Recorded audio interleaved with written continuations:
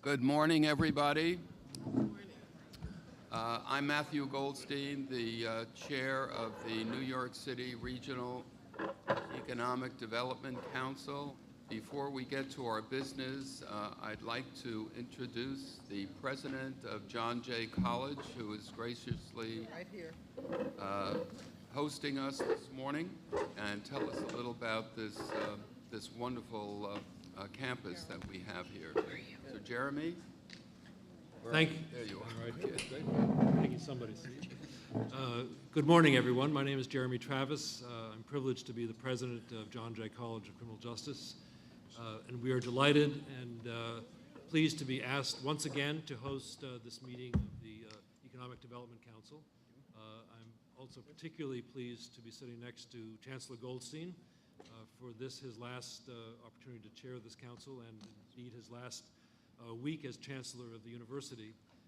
And we, I think, all know what a remarkable leader he's been for CUNY over the past 14 years. And there's in some ways no better illustration of that than this campus here at John Jay.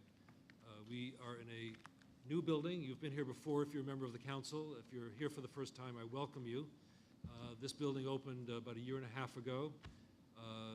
This is a product of good thinking and planning at the Central University, a lot of support from our legislative leaders in Albany, and it has transformed the life of John Jay in powerful ways. We are a school of 15,000 students, doctoral, master's, and baccalaureate students all come here under our motto of educating for justice. And this new building with the wonderful J-Walk that you'll see outside that provides them an opportunity to have a campus experience has transformed their college life. So we're very grateful to the Chancellor for making this possible, grateful to the state legislature that provided the bonding authority, that provided the financing, and we wish you every success in your important work here in the Economic Development Council, and please keep coming back. I've already told Joseph that he's welcome anytime, so we're glad to have you here. Sorry that I have to leave for another engagement, but good to see all of you. And in particular, thanks to my boss, Chancellor Goldstein, for his leadership over the years that we've worked together. Thank you very much, Jeremy. One correction: I am going to continue to chair the. Even though they strip you of your title, it's my pleasure to continue as long as the governor has a servant. Let me talk about our primary tasks that we hope to accomplish today. We're first going to hear about the Governor's Regional Economic Development Leadership Summit, which took place on May 15th in Albany. We will then learn about round 3 of the CFA, the 2013 Regional Council Competition, and the Governor's new Startup New York. And lastly, talk about our proposed approach to the opportunity agenda and what will be done as follow-up. We will then adjourn and begin our public forum to hear about proposed priority projects. So we encourage all of you to stay and through the public forum, since it is likely that we will pick our 2013 priority projects from the projects presented today. At our last council meeting, Empire State Development President and CEO and Commissioner of the New York State Department of Economic Development, Ken Adams, provided an overview of the 2013-14 state budget and the Lieutenant Governor's Regional Council Leadership Workshop. We also heard a report on the Governor's new Opportunity Agenda initiative. In addition, we received a report from our scoring committee on the Department of Environmental Conservation Environmental Justice grants. Following that, I provided an update of the New York City Cleaner, Greener Communities program. And lastly, we then went into public session where we heard a report on the Work for Success initiative and were given a status report on the Create at Harlem Green development, one of our 2011 priority projects. So let me start with an overview of the Governor's REDC Leadership Summit and ask two members of the Council and two members of our Executive Committee, Stuart Applebaum and Ken Knuckles, to say a few words about the Governor's Regional Economic Development Council Leadership Summit, which, as I said before, took place in Albany on May 15th. So I extend my thanks to Stuart and Ken for representing the Council, and since I was unable to attend. So, Stuart, are you going to start, or Ken? I think so. I think I'll start, Okay, right. Chancellor. And Chancellor, although at our last meeting we talked about your transition, well, I don't think I could let your last week as Chancellor go without remarking once again how grateful we are for your leadership and how delighted I know I am that that leadership is going to continue for this council. I think that is absolutely the right thing for this council and for this city. I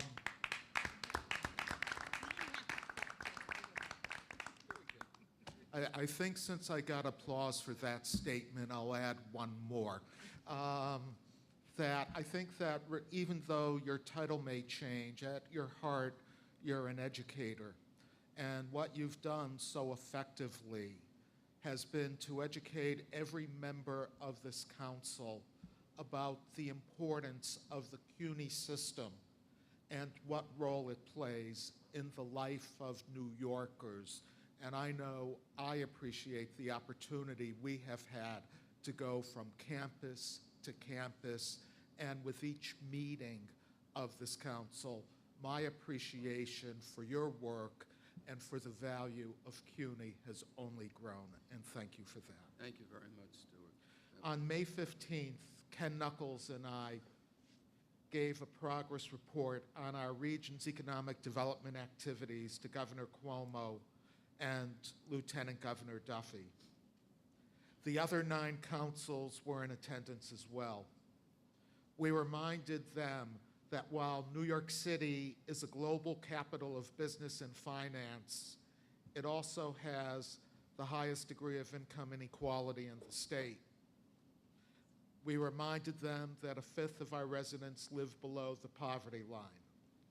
Our strategic plan, as you all know, addresses these extremes and spells out what we need to do to build a stronger, more inclusive economy.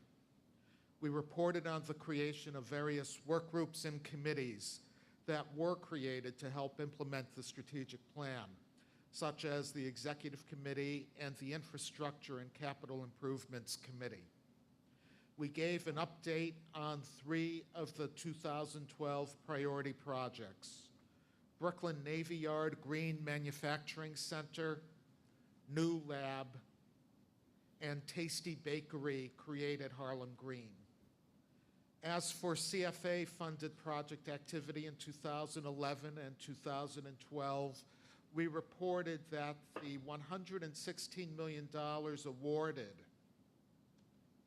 are projected to result in a total project value of more than $3 billion, a ratio of total investment to state funding of 11-to-1, by far one of the highest ratios in the state's 10 regions. Ken? Well, I'll add my voice to Stuart's sentiments, Chancellor, with regard to your leadership. To preside over anything in New York City for 14 years is a monumental accomplishment, and to be able to do so and not be voted out is even more of an accomplishment. So that goes without saying. I subscribe to everything that Stuart has said. I would just add that the governor stayed for the entire session, which I think speaks to his commitment to this entire endeavor. I mean, we started at 9 o'clock. broke for lunch at about 12:30, came back, and we were there until almost 3 o'clock. And then thereafter, we went to the mansion where the governor was again. So I don't think there's any doubt about his commitment to this endeavor. And I think the experience of being and participating with the other 9 regional councils gives you a real sense of the economic energy of the state and the vital role that we are playing in it. So I think the work that we've done thus far has been obviously beneficial and is being played out and is energizing not only New York City, but I think the rest of the state. Thank you, Ken. Thank you, Stuart. Any questions from any of our members of the council who are not there?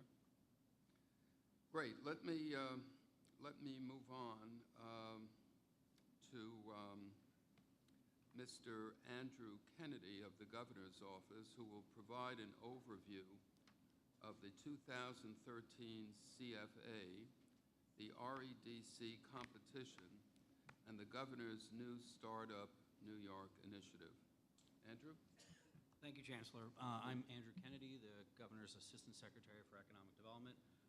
On behalf of the Lieutenant Governor and the Governor, thank you for having us here. The Lieutenant Governor couldn't be here. He's in upstate New York, I think in Oswego, talking about Startup New York and highlighting some of the legislative accomplishments this year. And I wanted just to echo some of the comments that Stu and Ken had made about the Chancellor and wish him well in his CUNY retirement, but we as in the regional councils don't get to lose you, and we get to have you for as long as you're willing to serve as co-chair of as chairman of our New York City Regional Council. So thank you. Thank you. And enjoy your summer, just real quickly, I think as Stu and Ken pointed out, the regional councils, when the governor created them in 2011, it was a really way to transform economic development. It provided the framework for that bottom-up approach to economic development, and we've seen the benefits here, where through the first 2 rounds, we've been able to award near over $1.5 billion, creating to support 1,400 projects and creating over 75,000 jobs in New York State. And while New York City has not been successful in prior rounds of getting that priority, that best plan award, we've seen that it's gotten its fair share of resources to support key transformative economic development projects throughout the 5 boroughs. I think this sort of demonstrates how the resources have been allocated, through this process, because not only is there the competition aspect, but it's aligning the other state resources that we put through the regional economic development councils. And through this process, it helps us in Albany, helps us in government identify projects that are truly aligned and supporting what the region, what a municipality wants to accomplish for economic development. As Stuart had said, we had kicked off round 3. It was a real process to allow the competition to begin. Through the support of the legislature, we identified more resources. There's $760 million. This is consistent with prior year awards.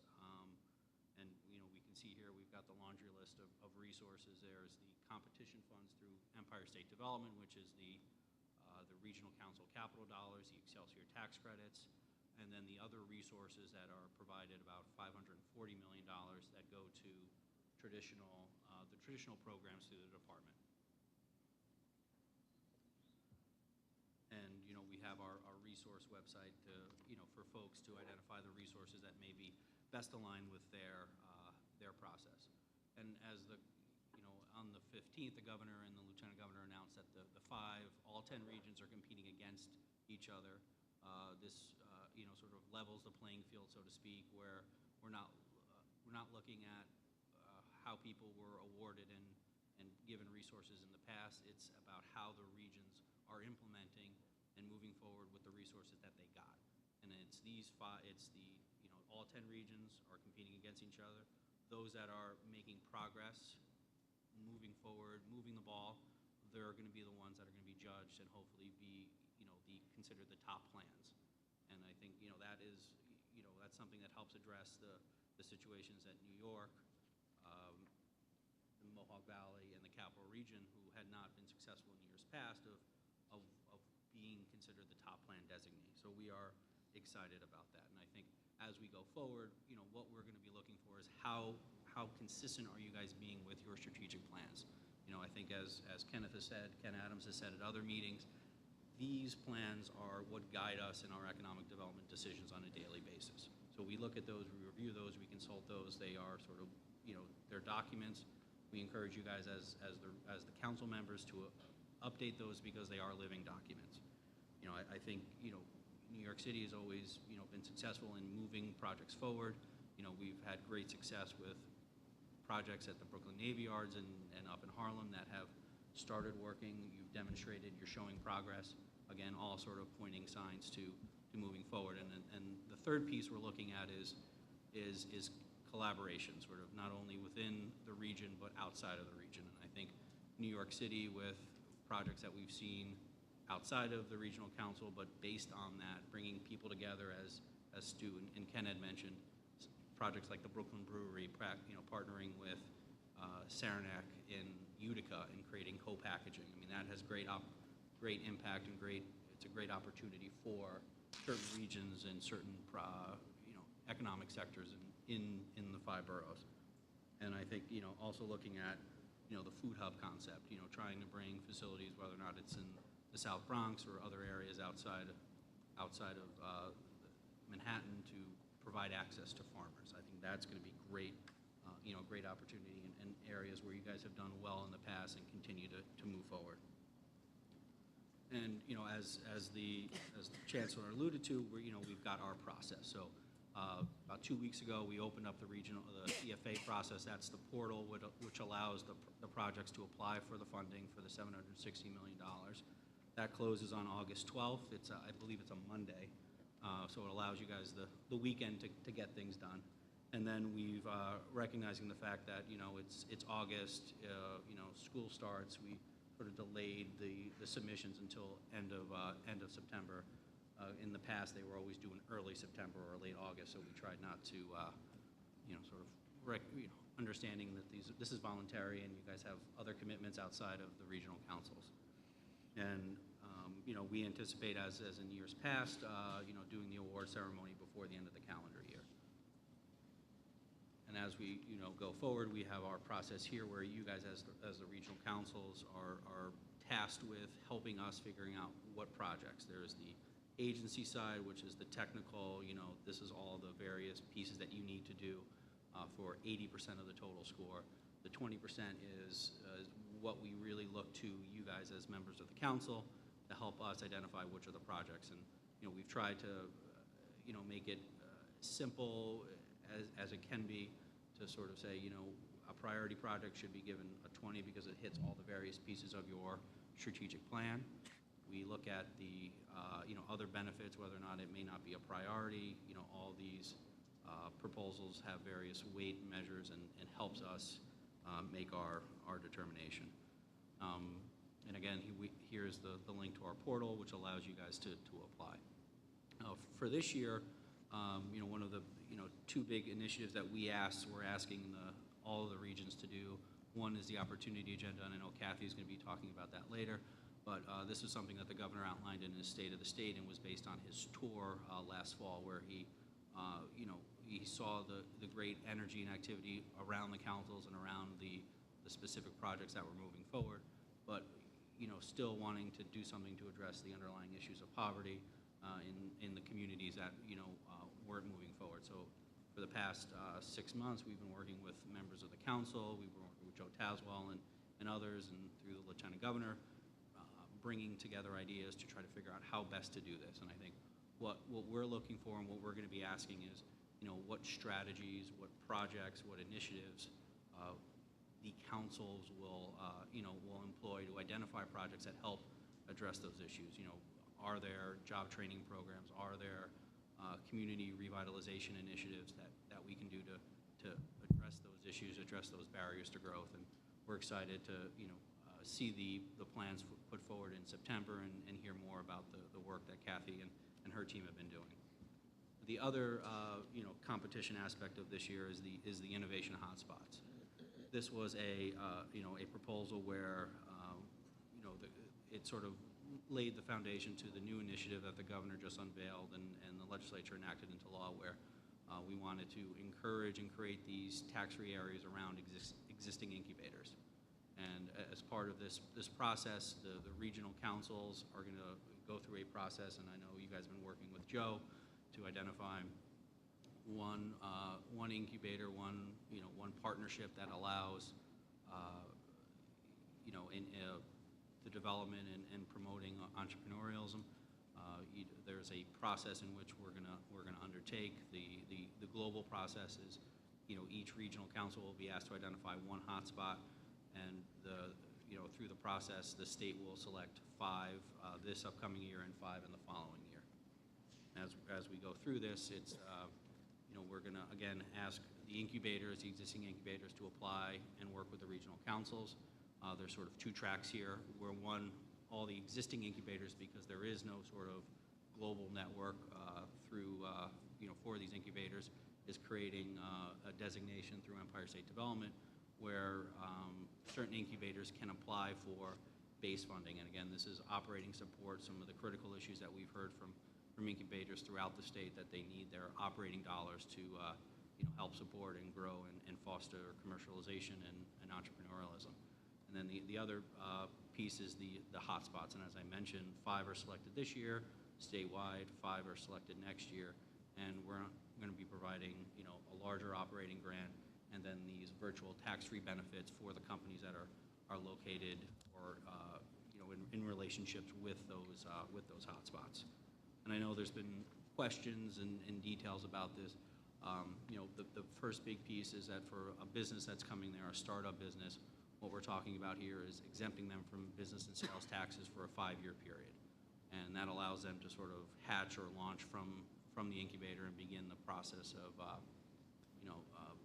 turning that phase from a startup to a growing business. And it's from our perspective, it's easier to sort of just keep it tax-free.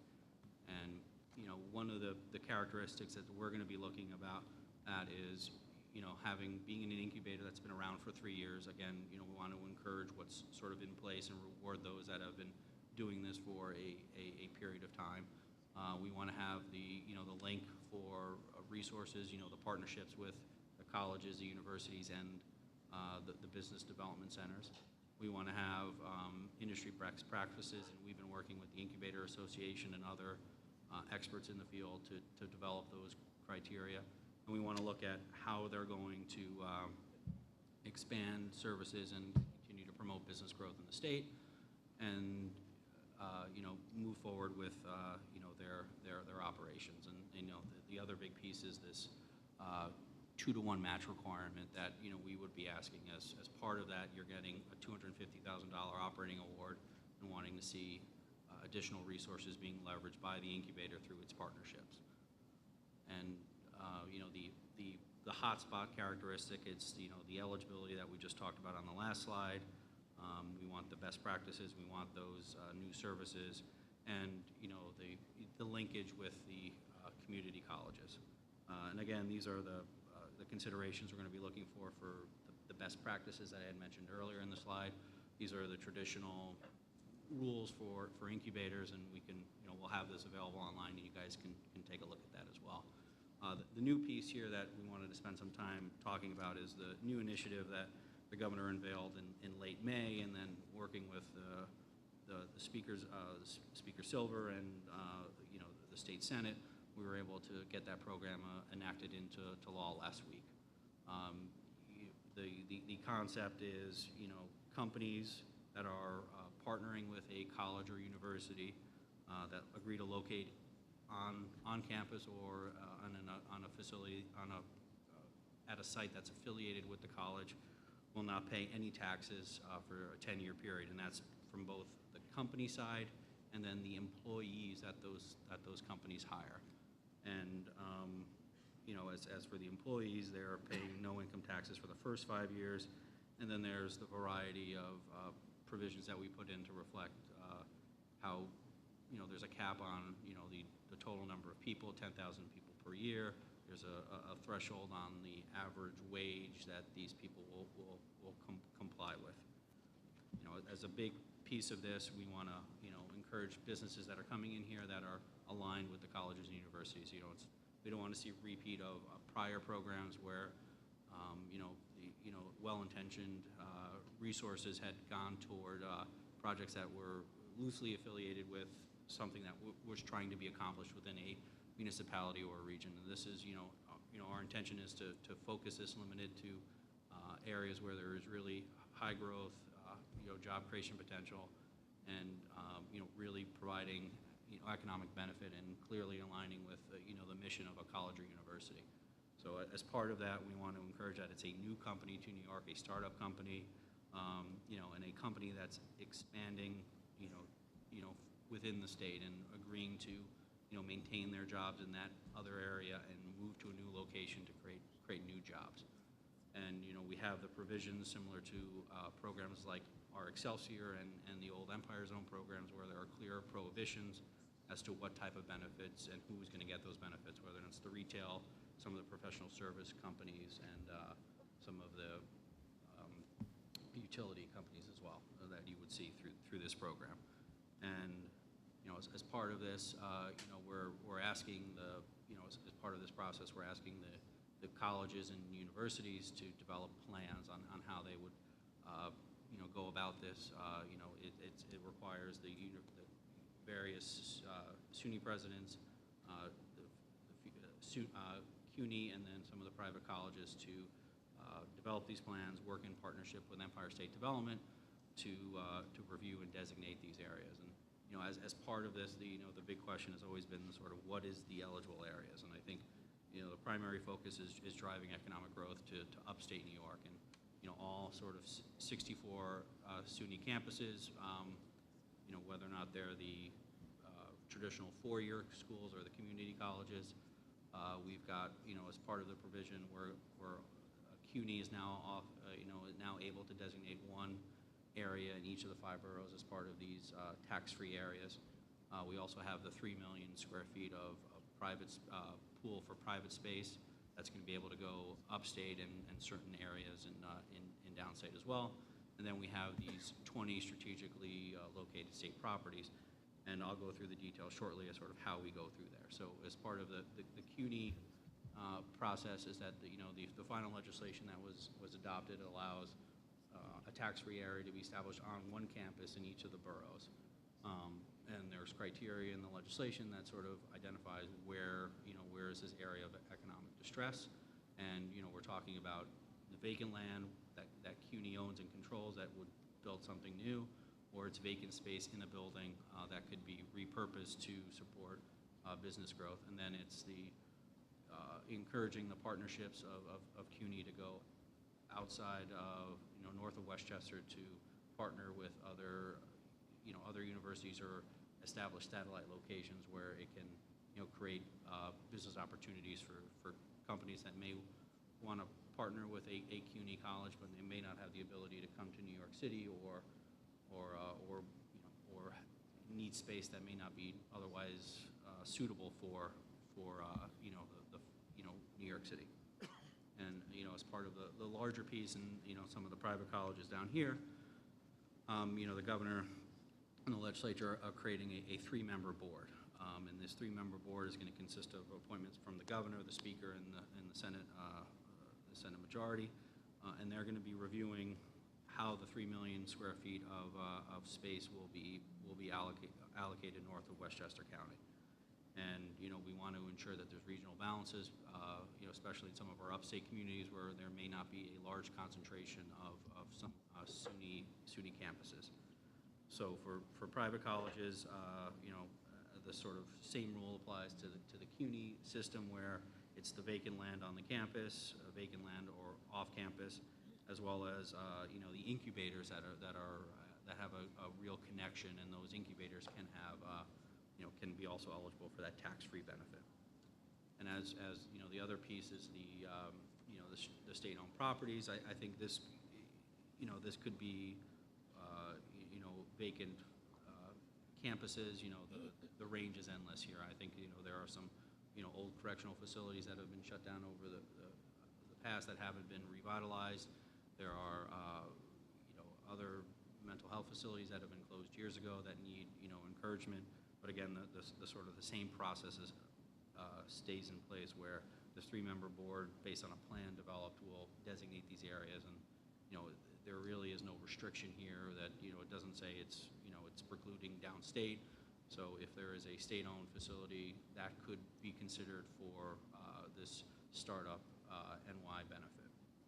And, to sort of address some of the issues that we've seen on earlier programs, we have, clear protections for the taxpayers to make sure that we're not wasting resources and providing benefits to companies that aren't creating jobs or not aligned with the university. So we've got the, our shirt changer provision, which was, protecting us against companies that existed one day but just reincorporated, and all of that, all those new jobs considered net new to the company. We've got, clawback provisions to look at, businesses that don't meet the performance. We've got trade secret and conflict of interest issues to prevent, poaching or fighting within certain regions, because we don't want to encourage businesses to go around and shop. We want to sort of really focus on how they can align with the universities. And of course, we've got our, traditional public disclosures and reporting that we would make available.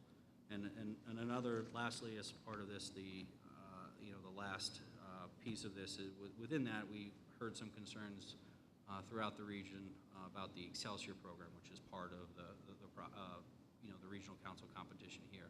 And this program was developed in response to the Empire Zone program years ago, and it established thresholds and for specific industries that we can invest in.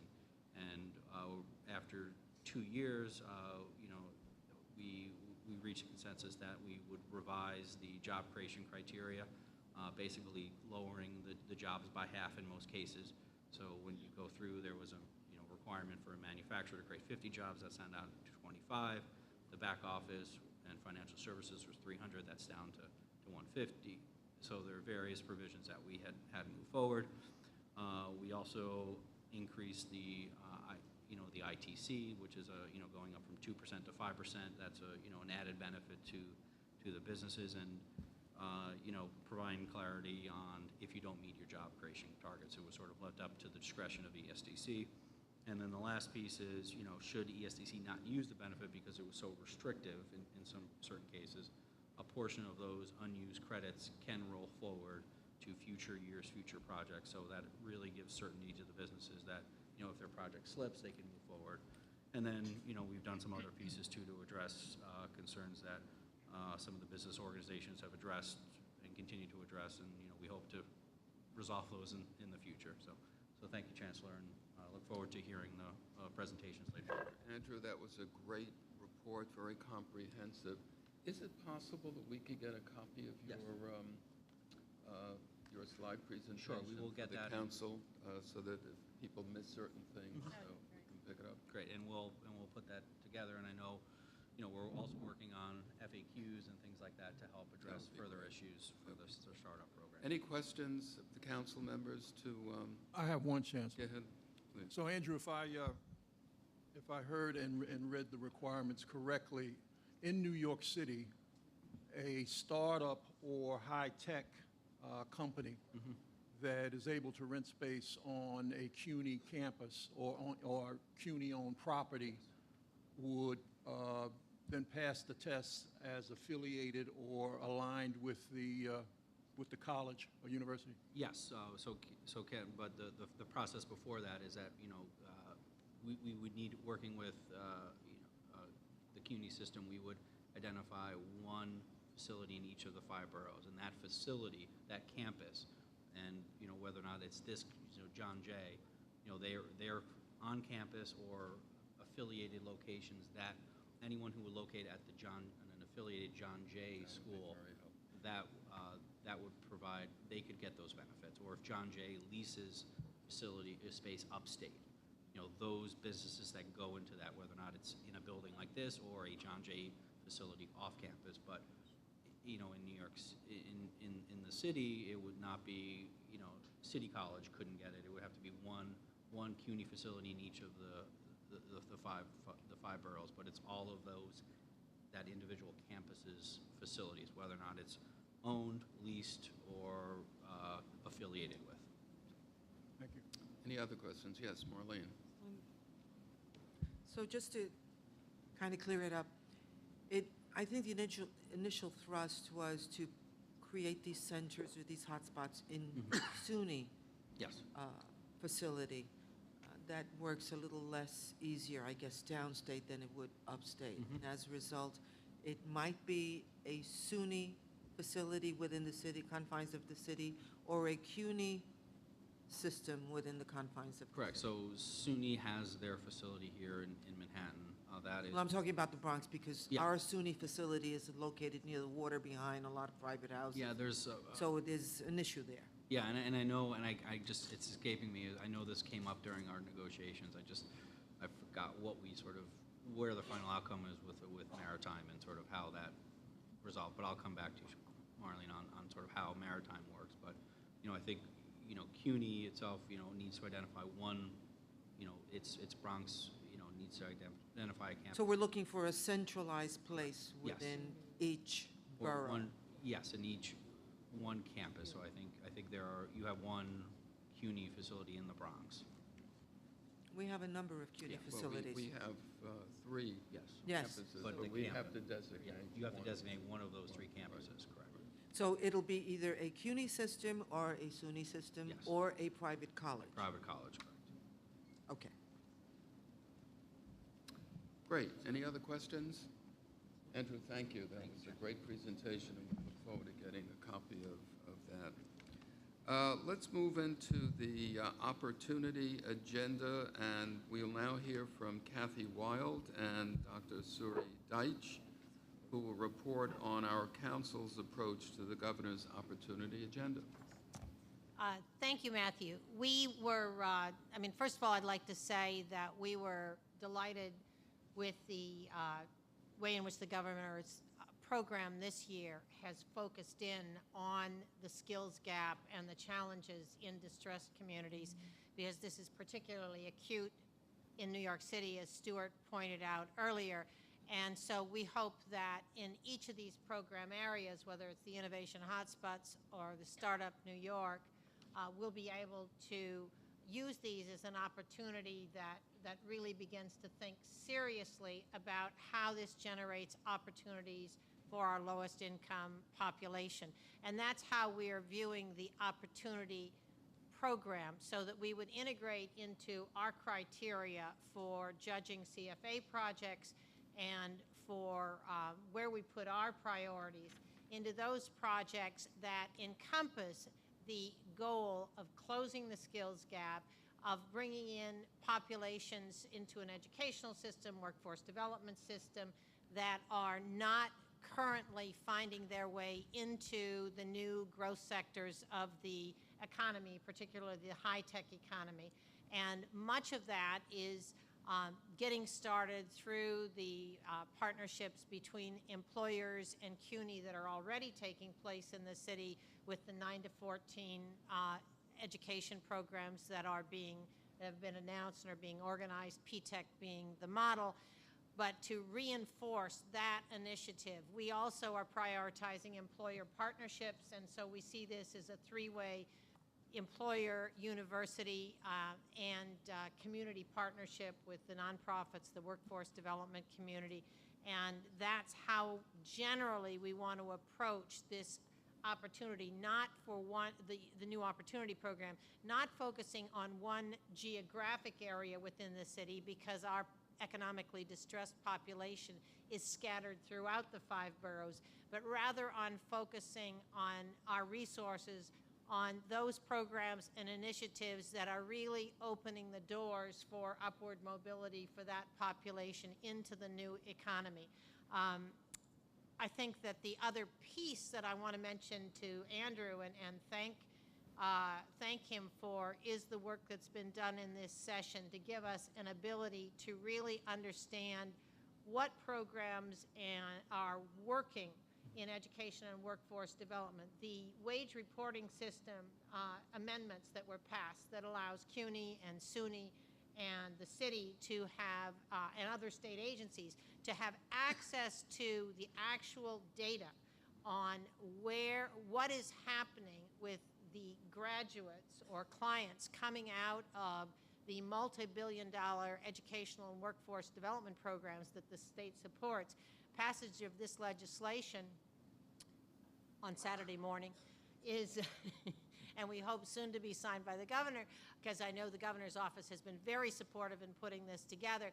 This is the key to really going forward with a whole relook at our workforce development system. We certainly in New York City plan to use that data in partnership with our universities to fundamentally revisit everything we've been doing with workforce development resources and what we need to be doing to make it work. And I think you've now given us the tools, both in terms of the incentive side with the various, with startup and the innovation hot zone, but also on the data side so that we can get that information. So we're very excited about this next phase of really incorporating, based on hard data, the result, incorporating that into our strategy going forward and into the CFA process.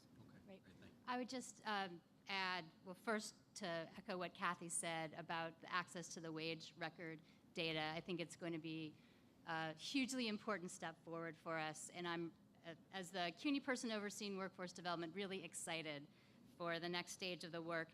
In terms of the opportunity agenda document, I also just wanted to add to Kathy's statement that the council wanted to focus citywide because there are so many neighborhoods and populations that are in economic distress, that the document that was made public on the 18th, it's on the website and maybe available today, gives some specific guidance about geographic areas and populations and specific income criteria that applicants can look at when putting together proposals in the CFA in general and for the specific funding streams that ESD and the governor's office have identified as part of the opportunity agenda. Thank you, Kathy. Thank you, Suri. Any questions from the council to either Kathy or Suri? Thanks very much. Let me make a few announcements at this point before we adjourn and open the public forum. First, we will be working on several new initiatives during the summer, as well as drafting our 2013 progress report. Therefore, council staff may be contacting you about attending various council workshop and committee meetings. And if you're not available to attend these meetings, please feel free to send a representative. And second, our first CFA workshop was held at Brooklyn College last week on June 17th, but there will be 4 additional CFA workshops at the following locations. On July 9th at the College of Staten Island, on July 11th at Ostos Community College. We will be back here at John Jay College on the 17th of July, and at LaGuardia Community College on July 23rd. The schedule for these workshops is on our website, regionalcouncils.ny.gov, and you can certainly get them at that point. My agenda tells me to take a short break, but we don't need a short break, do we? We don't need a short break. So let's get right into it, because we have a very large group of speakers, and we are very looking forward to hearing from them. So I'd like to welcome members of the public who have been waiting very patiently. The New York City Regional Economic Development Council is seeking to identify a small number of new priority projects seeking capital funding and/or tax credit funding through the Excelsior Jobs Program as part of the state's consolidated funding application process that opened on the 17th of June. This year, priority projects not only include transformative projects that the Council has supported in the past, but also projects that support the Opportunity Agenda, incubator projects connected with a college or university that might be proposed by the Council as an innovative hotspot. These priority projects will be incorporated into the New York City Regional Council's proposal for capital and tax credit funding to be finalized this September. As part of the process of identifying potential projects, the Council is inviting individuals representing companies and organizations whose projects proposed for selection as priority projects to testify at this public forum for 3 minutes. Let me just take a moment or two to recap our 2013 Priority Project and Opportunity Agenda criteria. These are also posted on the Council's website and have been sent to members of the Council. There are 11 criteria, and these are critical for you to know. The first, projects should have a multi-regional economic impact. Second, projects should provide relief of conditions of economic distress. For example, provide opportunities for training. Third, projects should play a transformative economic role in the city's economy and/or contribute to the resurgence of an economically distressed community.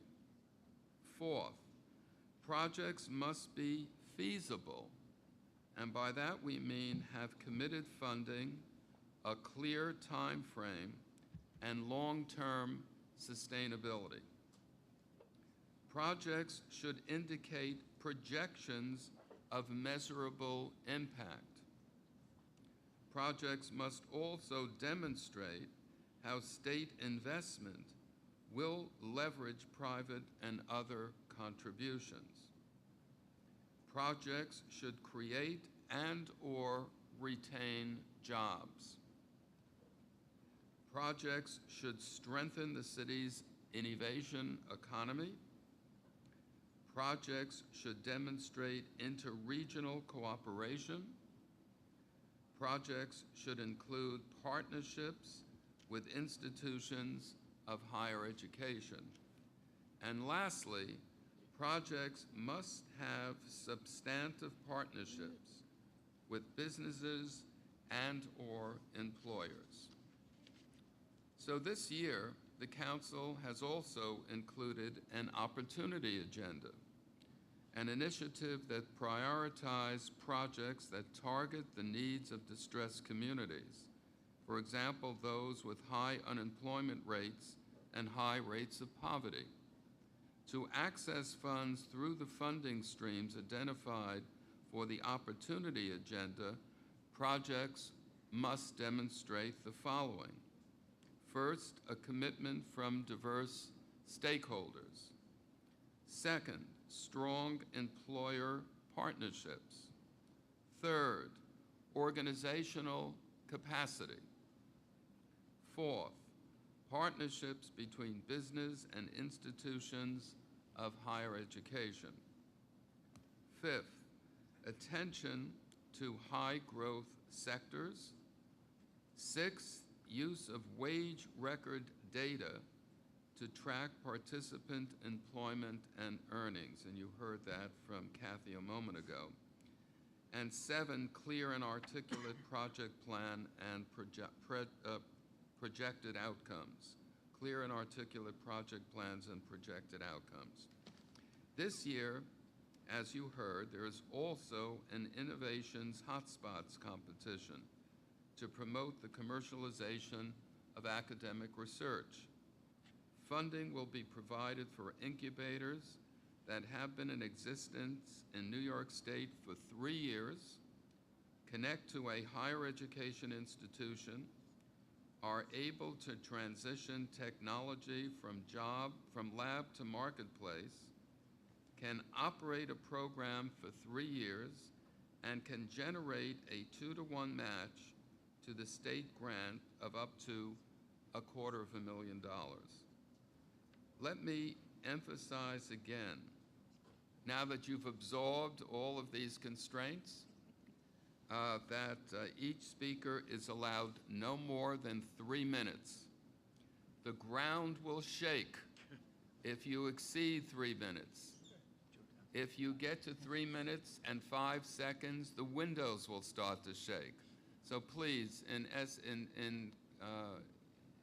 deference to all of you that need to be heard, let's, and I'll be very stern about this. So let's start with our first speaker, who is Murray Stimler of the Gluck Corporation. Welcome, Mr. Stimler.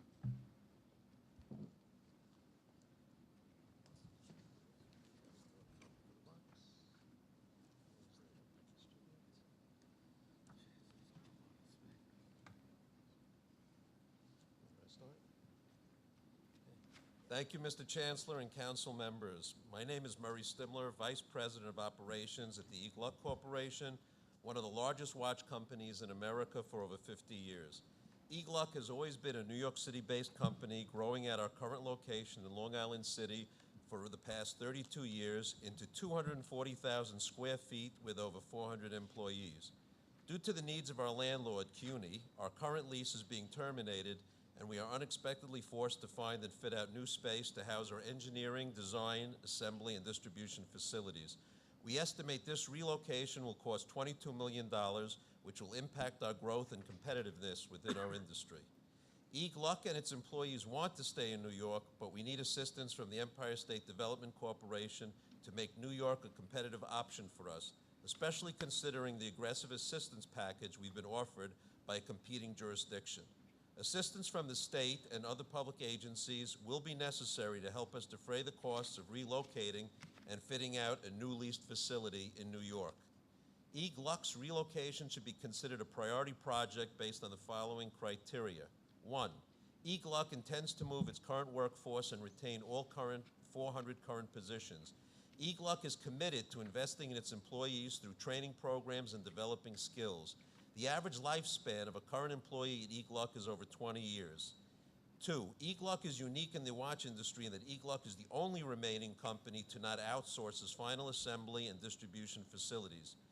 Gluck designs its many lines of watches in Long Island City, manufactures the individual components overseas, and returns them to New York for inspection, final assembly, and distribution throughout the world. By bringing everything back to New York, Gluck is able to ensure a top-quality product as well as creating hundreds of jobs that could easily be outsourced overseas. Gluck takes pride in investing in the local community and creating opportunities for the city's lower-income populations. Number 3, Gluck sold over 11 million watches in 2012. In order to move this volume of product from New York to our customers, Gluck has spent over $10 million per year in purchases and rent in New York. This investment directly benefits business owners in the area.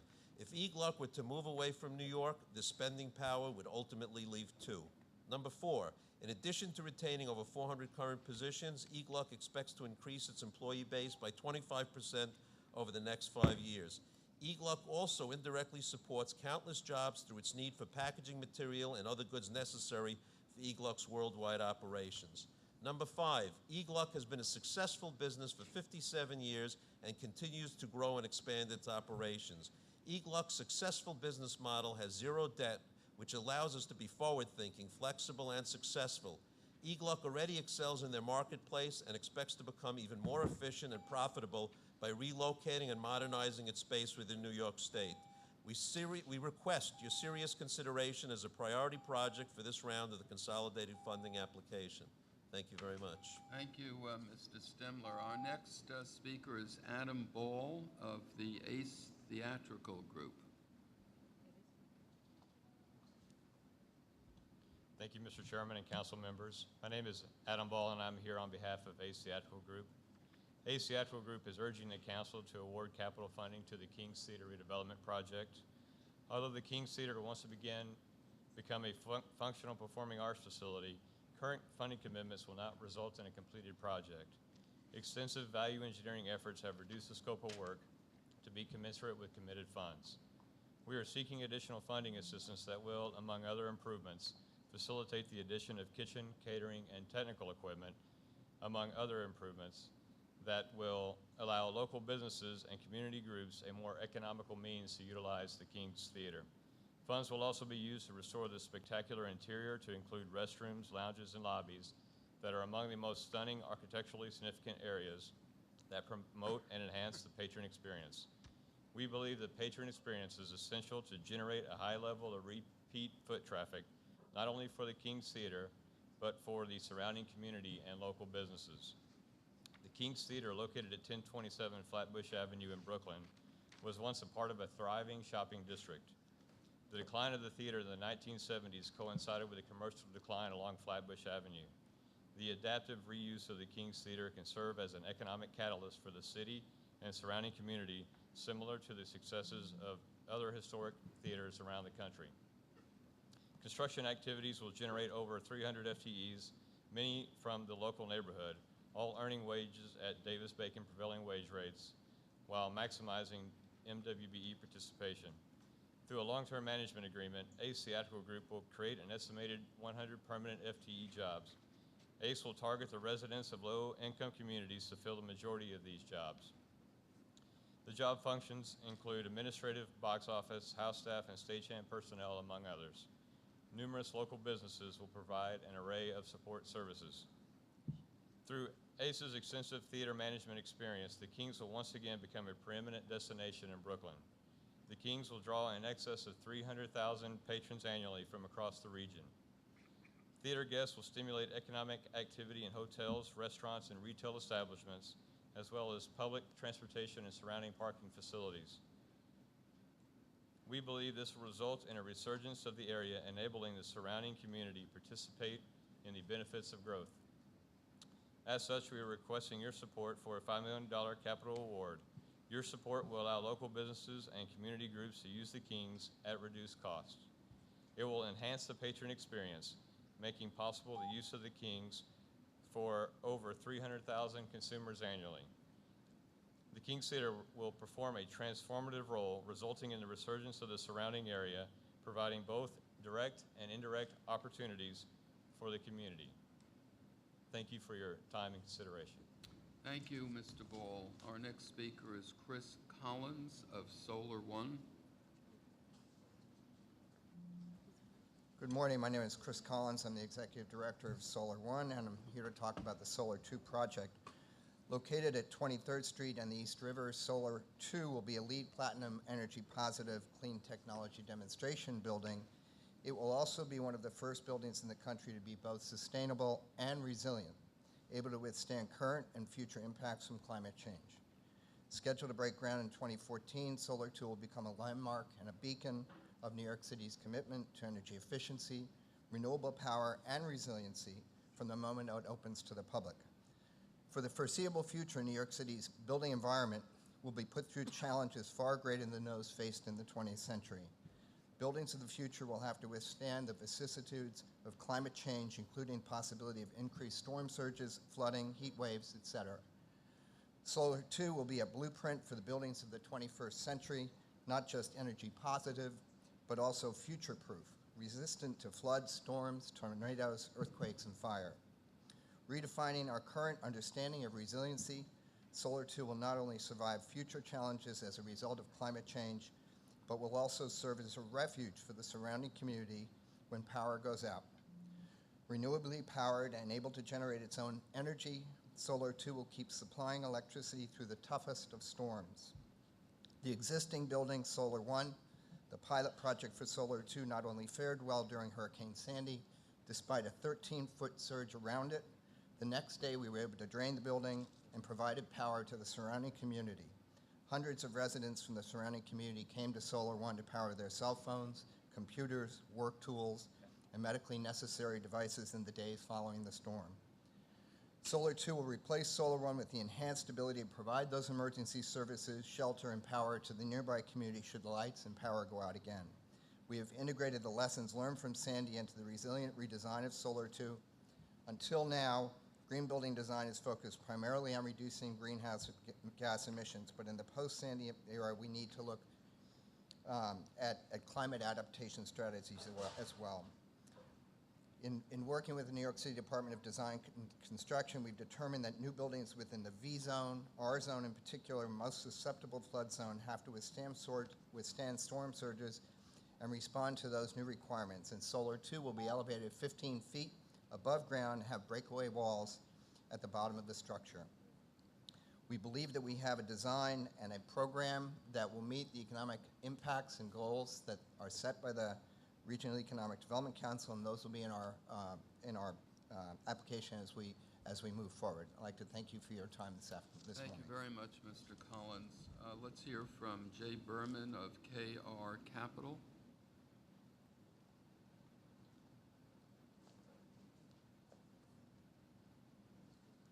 Thank you, Mr. Chairman. My name is Jay Berman. I'm here in support of Broadway 4D, and I am a proud graduate of City College of New York.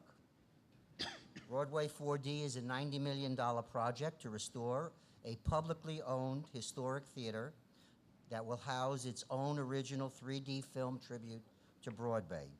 It will be the first commercial, full-size 4D venue in the United States. 4D being the in-theater effects synchronized with scenes from its 3D film. The historic Times Square Theater at 217 West 42nd Street in the very heart of Times Square has remained empty for 25 years. It is the last remaining theater in the Times Square Theater redevelopment project. It has not been restored to service. It has remained empty because its backstage area has been physically compromised and its access to 43rd Street denied. The result is a vacant theater at the world's most famous intersection. Broadway 4D's use plan for the theater has been approved by the New York City Department of Buildings. The design plans for both the exterior and the interior have been approved by the Historic Preservation Committee of New 42nd Street, including an innovative weight-bearing marquee that can house 40 people, which adds to the attractiveness of the theater as a venue for world premieres. Permits have been granted for erecting the scaffolding so that lead paint removal can begin, and our Part 1 application for listing on the National Register of Historic Buildings has been approved by both the State Historic Preservation Office and the National Park Service. Broadway 4D is shovel-ready. In keeping with the mandate from the state and the City of New York, New 42 was charged with restoring to service the 7 theaters on the 42nd Street corridor as entertainment venues consistent with the character of Times Square as a tourist mecca. Our film tribute to Broadway musicals does just that and does it in a visually spectacular setting. At a cost of $40 million, the film and all of its post-production will take place in New York. With a cast of Broadway stars, Grammy-winning artists, and Tony-winning designers, what better way to entertain the 50 million visitors to New York? In addition, the film will be revised annually so that filming and post-production will continue in New York on an ongoing basis, and it is expected that this project will generate, both in filming and in restoration, 800 jobs in a targeted employment era. Thank you, Mr. Chairman. Thank you very much, Mr. Berman. Our next speaker is Rick Maria of New York Wheel.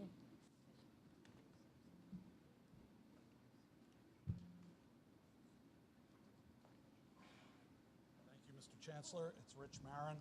Oh, is it CEO Marin? That's all right. Sorry. CEO of the New York Wheel.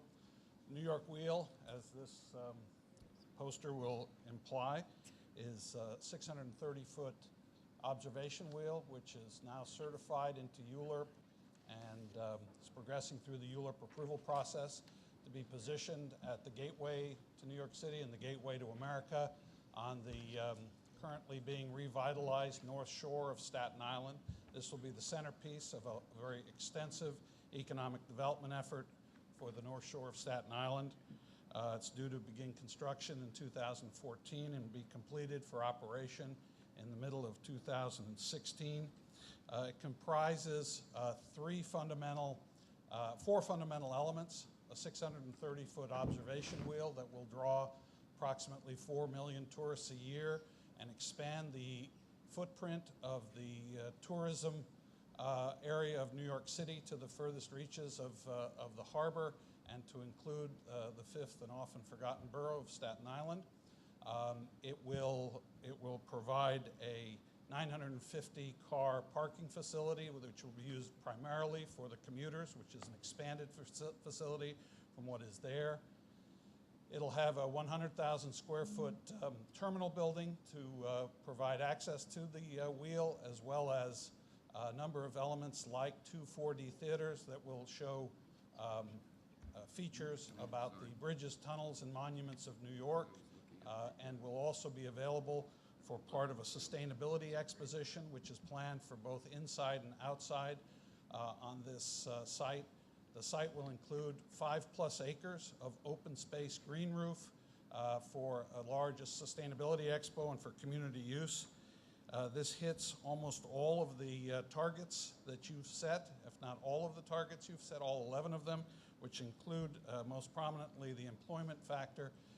There are 309 full-time employees planned, in addition to the over 300 all-union workforce that will build this facility. In addition to that, there will be over 300 FTEs from other outsourced participants that will supply directly to the wheel, and that does not include the food and beverage and retail component. We are partnered with, as a Cornell University, as a clinical professor of finance at Cornell. I have formed a partnership with the Center for Sustainable Global Enterprise to help us run the Sustainability Expo. And indeed, with Ms. Weil's help, we are working with the New York City Partnership Fund to include them in our overall funding plan. Thank you very much. You're going to, if you succeed, you will outdistance the London wheel. The London wheel is 443 feet. This is 630 feet. Singapore Flyer is 551. This will be the largest in the world, although Dubai is trying very hard to build a larger one so you can see more of the desert. That's great. Thank you very much, and good luck with this. David Whitlinger of New York eHealth Collaborative is our next speaker. Good morning, and thank you for your time. My name is Dave Whitlinger. I'm the Executive Director of the New York eHealth Collaborative. The New York eHealth Collaborative, in partnership with the Department of Health and 10 other organizations across the state, has been working over the last 5 years to develop the State Health Information Network of New York. This is a very reliable, heavily policied network for exchange of personal clinical records from across the healthcare community to enable better and more efficient care. We have over 80% of the hospitals in the state connected, and we're rapidly growing the number of individual practices that are connected. Later this fall, we'll be opening up this network so that individual patients for the first time will have access to their records across the whole clinical care system. This network is really going to become amazingly valuable as an asset to New Yorkers and to the healthcare system of New York as we build new applications on top of it to support the ever-transforming healthcare system that needs to transform in order to get costs of care under control. These applications can be stimulated, grown, incubated, born, tried out, and pushed out into the marketplace here in New York because of this tremendous asset that we have in the state network and the ability to incubate here. So What we ran last year in partnership with the Partnership Fund was an accelerator project. We had roughly $500,000 of support from the state. We used that to gather administrative resources, and that got partnered up with $3.5 million from the venture capital community. We asked the venture capital community, in partnership with the healthcare institutions, 25 of the name brand marquee healthcare institutions here in this state, to ask the entrepreneurial community to provide us with applications to transform healthcare. 250 applications were submitted from 15 different countries. Those applications were boiled down to 8 winners, $500,000 apiece, and they accelerated those applications in this marketplace.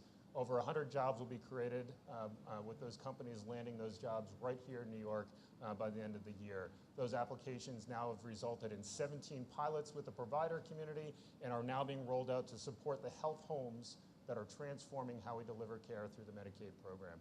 We're asking for your financial support to run this program again, the success that this can have with our healthcare system. Thank you. Thank you, Mr. Whitlinger. Our next speaker is Ms. Goldman, Elisa Goldman of Triangle Equities.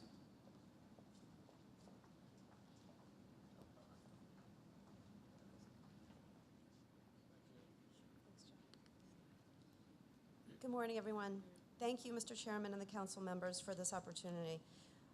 Triangle Equities was designated by the New York City Economic Development Corporation. Okay.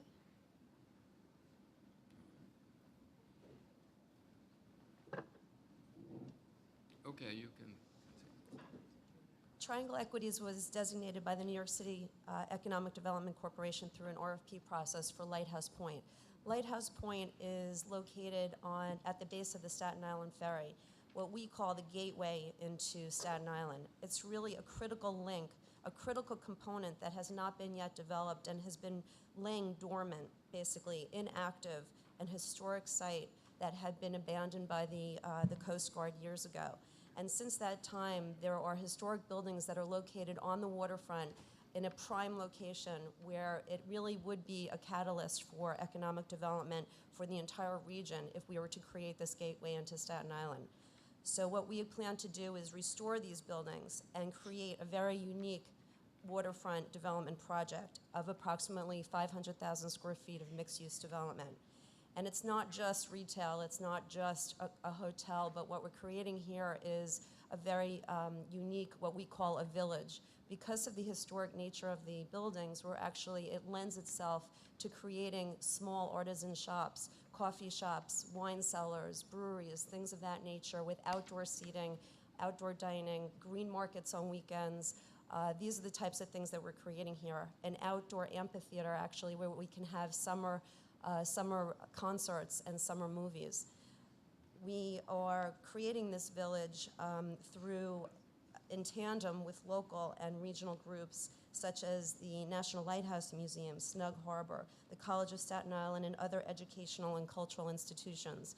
We would like to create a partnership, and we are in the process of doing that, where we can hold classrooms for cooking in our demonstration kitchens, have hotel management and catering facilities where we can have people work together with the local educational institutions to create these types of educational opportunities and events. The Lighthouse Point will contribute to the resurgence of the North Shore of Staten Island, not only bringing tourist dollars to this area, and having people get off the ferry, which is very desperate right now, but also to create local retail and restaurants so that everyone can enjoy this area. We're reconnecting the community to the waterfront, direct access throughout the project, by foot, by car, train, bus, and even bike. Approximately 1/3 of the project is actually open space. And we're creating 374 permanent jobs here, working with SIEDC, the Borough President's Office, and the St. George Workforce One Center to create a targeted hiring program. I want to say thank you very much for the opportunity today. Thank you very much, Ms. Goldman. Our next speaker is Deborah Johnson of Pratt Institute.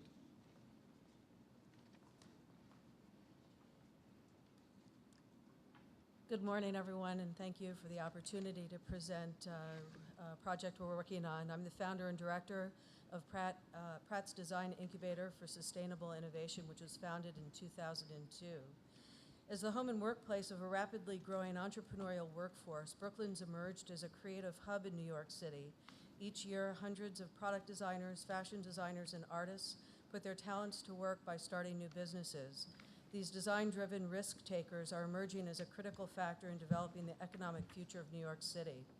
With key funding, including $500,000 from the CFA second round, and strategic partners in place, Pratt Institute is launching the Brooklyn Fashion and Design Accelerator, a hub where New York City's creative community can take their ideas and turn them into successful businesses. Pratt understands the resources that will help design startups reach viable scale. These resources go beyond affordable space and business education. Design startups need easy access to small-run production services and high-tech services, often key barriers to scale. They need showroom space and financial capital. They need industry mentors and connections to networks that can propel them from designers to successful design entrepreneurs committed to locally produced sustainable products. Pratt's leveraging New York City's status as a world center for fashion, art, and design by building a bridge to the heart of Brooklyn. The accelerator will be located in South Williamsburg, joining a rapidly growing community of fashion, food, design, and tech startups in the Pfizer building on 630 Flushing Avenue. Our open plan includes 30 individual studios with ample space to meet the needs of our design startups. Our tenants will have access to conference rooms, a digital photo studio, our rapid prototyping center, and our textile and technology wet labs for research and innovation on materials. The accelerator's micro-run apparel manufacturing facility focuses on production runs from 10 to 50 units, helping fashion designers from throughout the city bridge the gap to scale. The accelerator will create 17 manufacturing jobs, 8 administrative jobs, and support 50 internships a year. Our cafe will serve fair trade coffee and locally baked foods right next to the accelerator's retail showroom that sells apparel, accessories, and products made in Brooklyn and New York City as a whole. This self-sustaining initiative will generate net revenues of over $250,000 per year, a portion of which will be used to microfinance our tenants. Importantly, our New York City high school and college internship program will link ambition to the tools of the trade by giving students jobs with design entrepreneurs working with creative technologies. Our interns will get experience with 21st century production methods that will help redefine manufacturing into high-tech, clean, and exciting jobs. The Brooklyn Fashion and Design Accelerator is Pratt's vision for creating a bridge to success, a place where design startups will flourish, local manufacturing jobs be created, and young people can design their future. Thank you. Thank you, Ms. Johnson. Our next speaker is Steve McBride of SJM.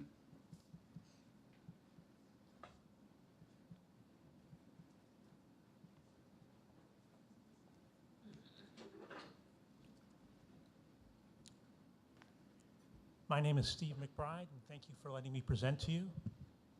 Our company, which is the George Washington Bridge Bus Station Development Venture, is in partnership with the Port Authority of New York and New Jersey. And the project is a $180 million redevelopment and refurbishment of the George Washington Bridge Bus Station. The project, known as the Broadway Marketplace, consists of upgrading and modernizing an existing transportation hub and the associated infrastructure, and providing a new retail focal point for the community. This focal point includes anchor tenants such as Marshall's and Blink, as well as the Fine Fair grocery store. The grocery store will provide quality groceries in an area that's currently known as a food desert. The project location is in Upper Manhattan between 178th and 179th Street, bisected by Broadway and adjacent to the George Washington Bridge. The economic status of the area is that it's in a highly stressed census tract surrounded by highly stressed census tracts.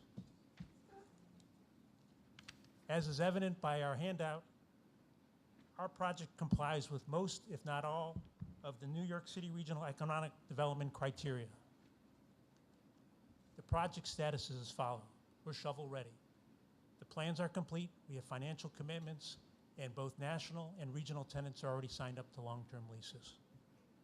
With the commencement of the project, we anticipate approximately 530 union construction jobs and approximately 129 indirect and induced jobs.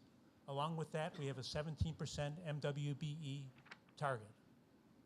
Upon completion of this project, we anticipate 319 full-time permanent retail jobs. In addition, the economic impact will be about 132 million direct and indirect retail sales. There's also space within the project for community, cultural, and educational programming. In addition, upon the completion, we will have a modern transportation hub that, with its technological innovations, will allow contact between the transportation vehicles and the facility, allowing better service both regionally and locally for the overall transportation facility. We believe with this project, we will have a transformative project such that it will assist the local community and integrate it with the larger regional community. Thank you. Thank you, Mr. McBride. Our next speaker is Thomas Lunke. Do I have that right, of the Harlem CDC?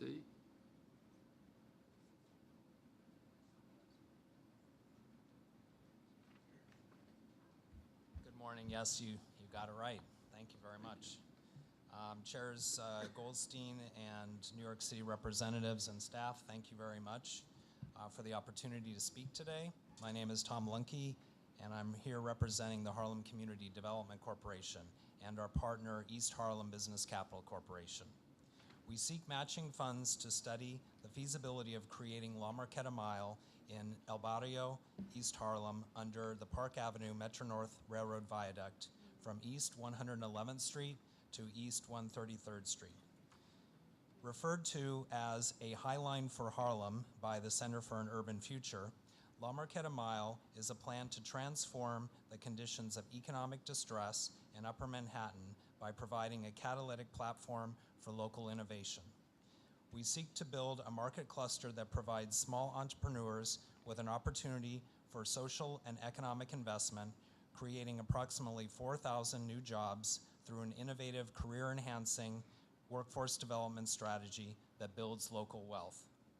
Targeting investment that develops human capital and promotes local entrepreneurship in economically disadvantaged areas has emerged as an effective way to achieve sustainable growth worldwide.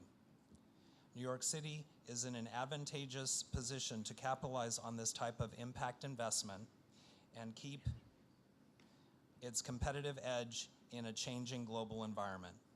With the leadership and generous support of State Senator Bill Perkins, State Assembly Member Keith Wright, State Assembly Member Robert Rodriguez, the Empire State Development Corporation, New York City Council Policy Division, the New York City Department of Transportation, and Community Boards 10 and 11, we seek your assistance in securing the necessary funds to undertake this feasibility study on how best to achieve the lasting goals and objectives outlined in our La Marqueta Mile plan. Thank you for incorporating La Marqueta Mile in your 5-year strategic plan as an opportunity zone. With your continued support, we can make a lasting contribution to the betterment of New York City and its people. Thank you. Thank you, Mr. Lunke. Our next speaker is David Frendenthal of Carnegie Hall.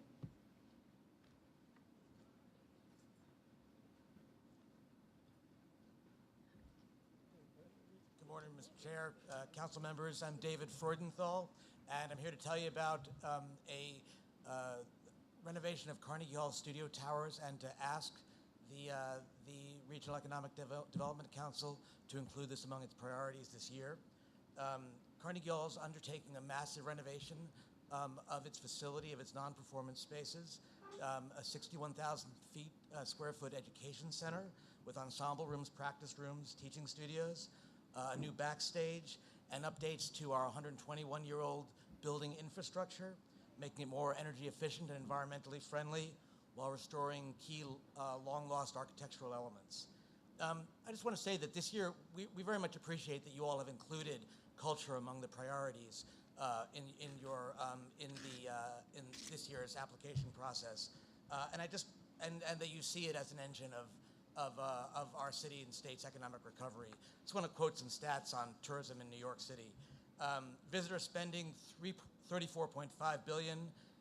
Wages from tourism, $18.6 billion. City jobs created, 324,000. Taxes, $8.7 billion, benefiting each New York City household about $1,300. So what's the role of culture in this? When people come to New York for a concert or to visit a museum, they eat in our restaurants and stay in our hotels. This directly supports the many industries on which these visitors depend, provides significant tax rolls. State support for our cultural assets are returned many times over. Culture is a distinctive component of New York City's, it's a distinctive asset of New York City. When this sector thrives, we reinforce the city's competitive edge. Tourism is an industry here, and in New York, culture is business. So what's our Carnegie Hall's perspective on that?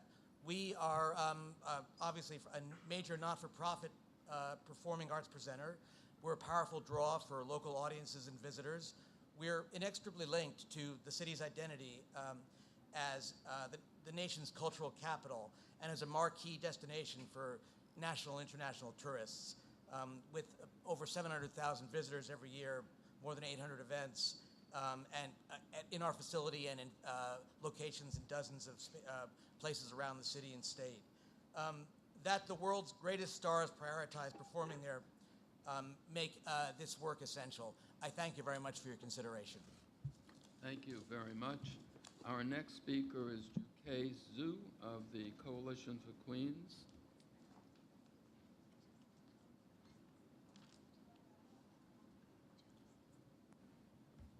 Thank you very much. Good morning, and thank you for giving me the opportunity to speak to the council today. My name is Juke Zhu, the founder of Coalition for Queens. We work to foster the tech community and increase economic opportunity in Queens, the world's most diverse community. I'm presenting today to ask you to consider designating the Queens Tech Incubator as a priority project. We're requesting a $2 million in capital funding to leverage $8 million in existing private funding to transform underutilized industrial properties in Lion City, Queens into a tech cluster. We're also requesting designation as a New York State business incubator and innovation hotspot to help fund programming for a high-tech incubator in Queens.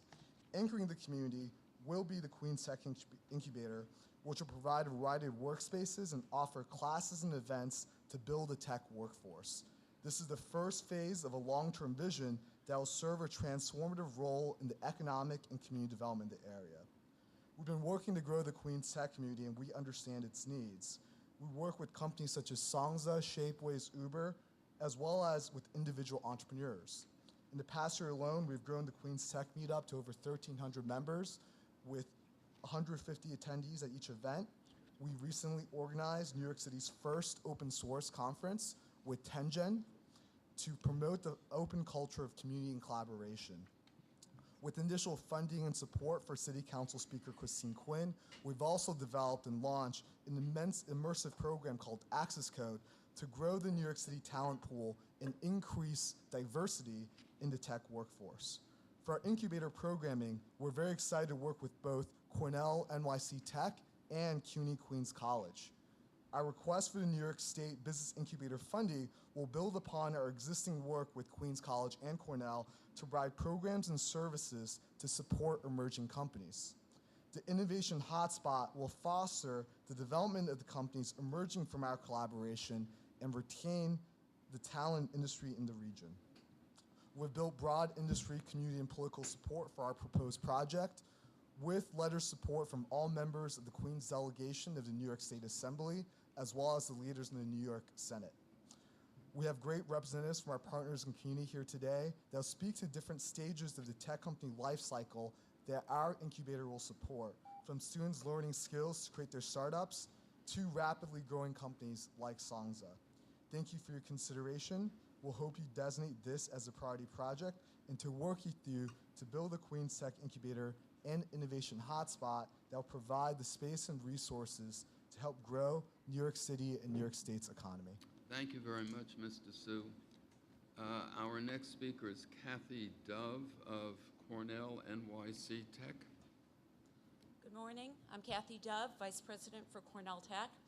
Cornell Tech is a new graduate campus focused on addressing the persistent shortage of tech talent in New York City. When fully built out, our campus will result in thousands of jobs being created through entrepreneurial activities, new products, and helping existing New York City businesses grow. In the short year that we have been operating, we have already launched a degree program and are actively engaged in the New York City tech community. Our campus is taking a new approach to graduate education. We're developing a culture of technical depth coupled with real-world engagement. The unique curriculum and programs integrate commercialization and entrepreneurship, actively merging academia with industry practitioners and leaders in the field. Cornell Tech students work on real programs through project work with mentorship from faculty and industry leaders. Our campus is currently located in Chelsea until our permanent campus opens in Roosevelt Island in 2017.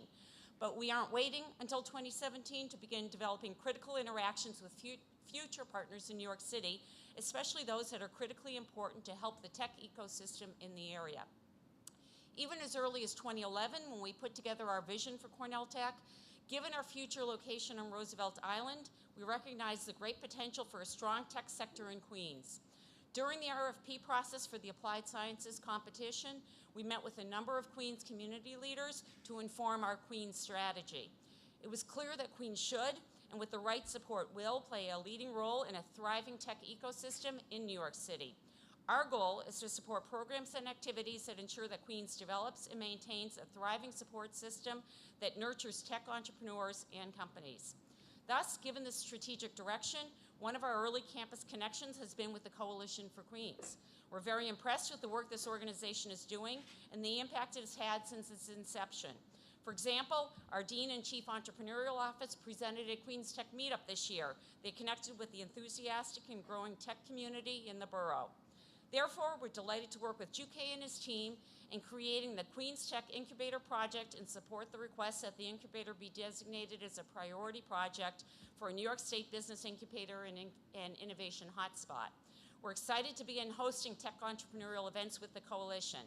With this requested funding, we can expand the events and programs that can be created in the region, which will greatly accelerate the growth of tech in Queens and New York City.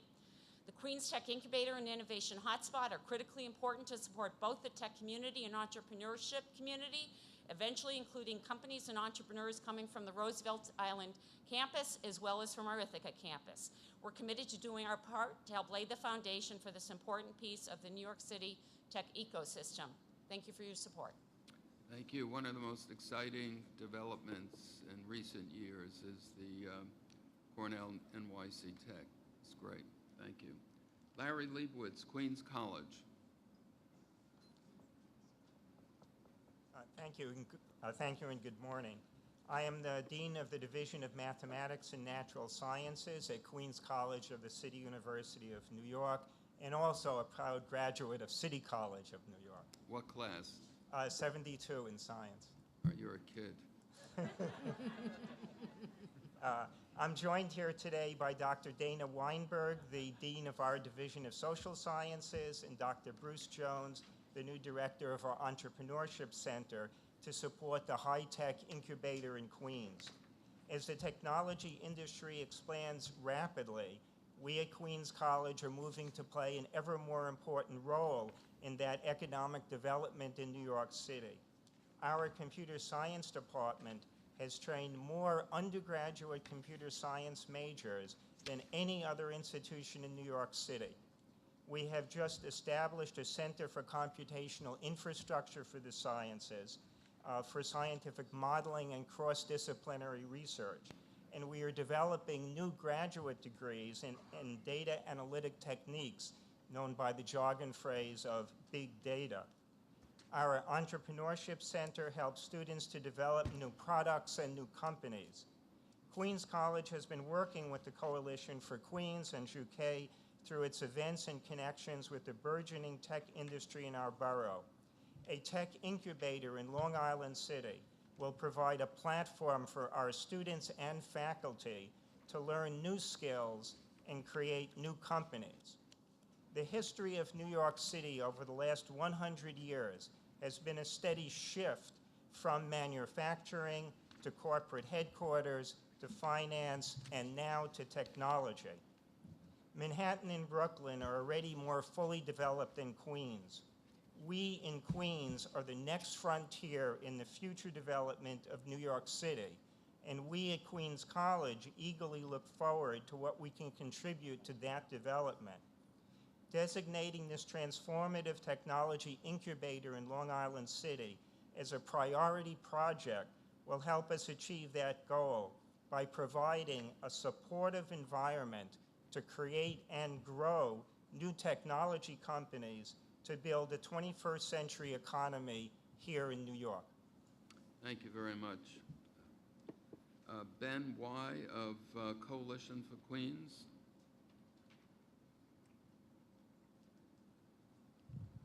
Hello and good morning. My name is Benjamin Way, and I'm the Program Director for Access Code, Coalition for Queens' tech education workforce development program that aims to increase diversity and talent in the New York City technology sector by providing accessible, high-quality, high-tech education. We believe that everyone should have the opportunity to pursue a career in tech and become an entrepreneur. Our mission for Access Code is twofold. First, we want to tackle the talent gap that currently exists in the tech sector. With 75% of tech developer jobs currently unfilled in New York City, we want to expand access to tech education to fill the current gap. Second, we want to broaden tech to include all of New York's communities and increase opportunity for traditionally underrepresented groups in the tech sector, including women, minorities, public college students, and immigrants. Our current program has 22 highly talented students and is comprised of 50% women, 50% underrepresented minorities, and 50% immigrants. These students are broadly reflective of our applicant pool. The Access Code program is a 10-week, 80-hour course that teaches students how to develop in Objective-C, Apple's native programming language, in order to create their own apps. No previous computer programming background is required for the course, and upon graduation, each student will have created his or her own iPhone app. In addition to providing students with real technical skills, we are also providing mentorship from New York City's top technology leaders, including Vin Vacanti, founder of Yipit, Hillary Mason, chief data scientist at Bitly, Jalak Jobin-Putra, managing partner at Future Perfect Ventures and former SVP at New York City Investment Fund, and Patrick Moberg, founder of Dots, the #1 iPhone app in 15 countries. By the end of the course, students will have a greater understanding of the New York tech community. They will develop both the necessary soft and hard skills to create their own entrepreneurial ventures and will be placed into internships and developer positions at New York City tech companies via our existing industry partnerships. With funding from City Councilor Speaker Quinn, we have been able to not only hire the best industry practitioners to develop the curriculum and teach our course, but we have also been able to provide both full and partial scholarships to students in the program. A comparable course costs $4,000, but we have been able to provide scholarships that lower the cost to $950 per student, and in the most deserving cases, provide full scholarships. Our program is also supported with funding from the New York City EDC, Deutsche Bank, and the Garfield Foundation via Competition Thrive.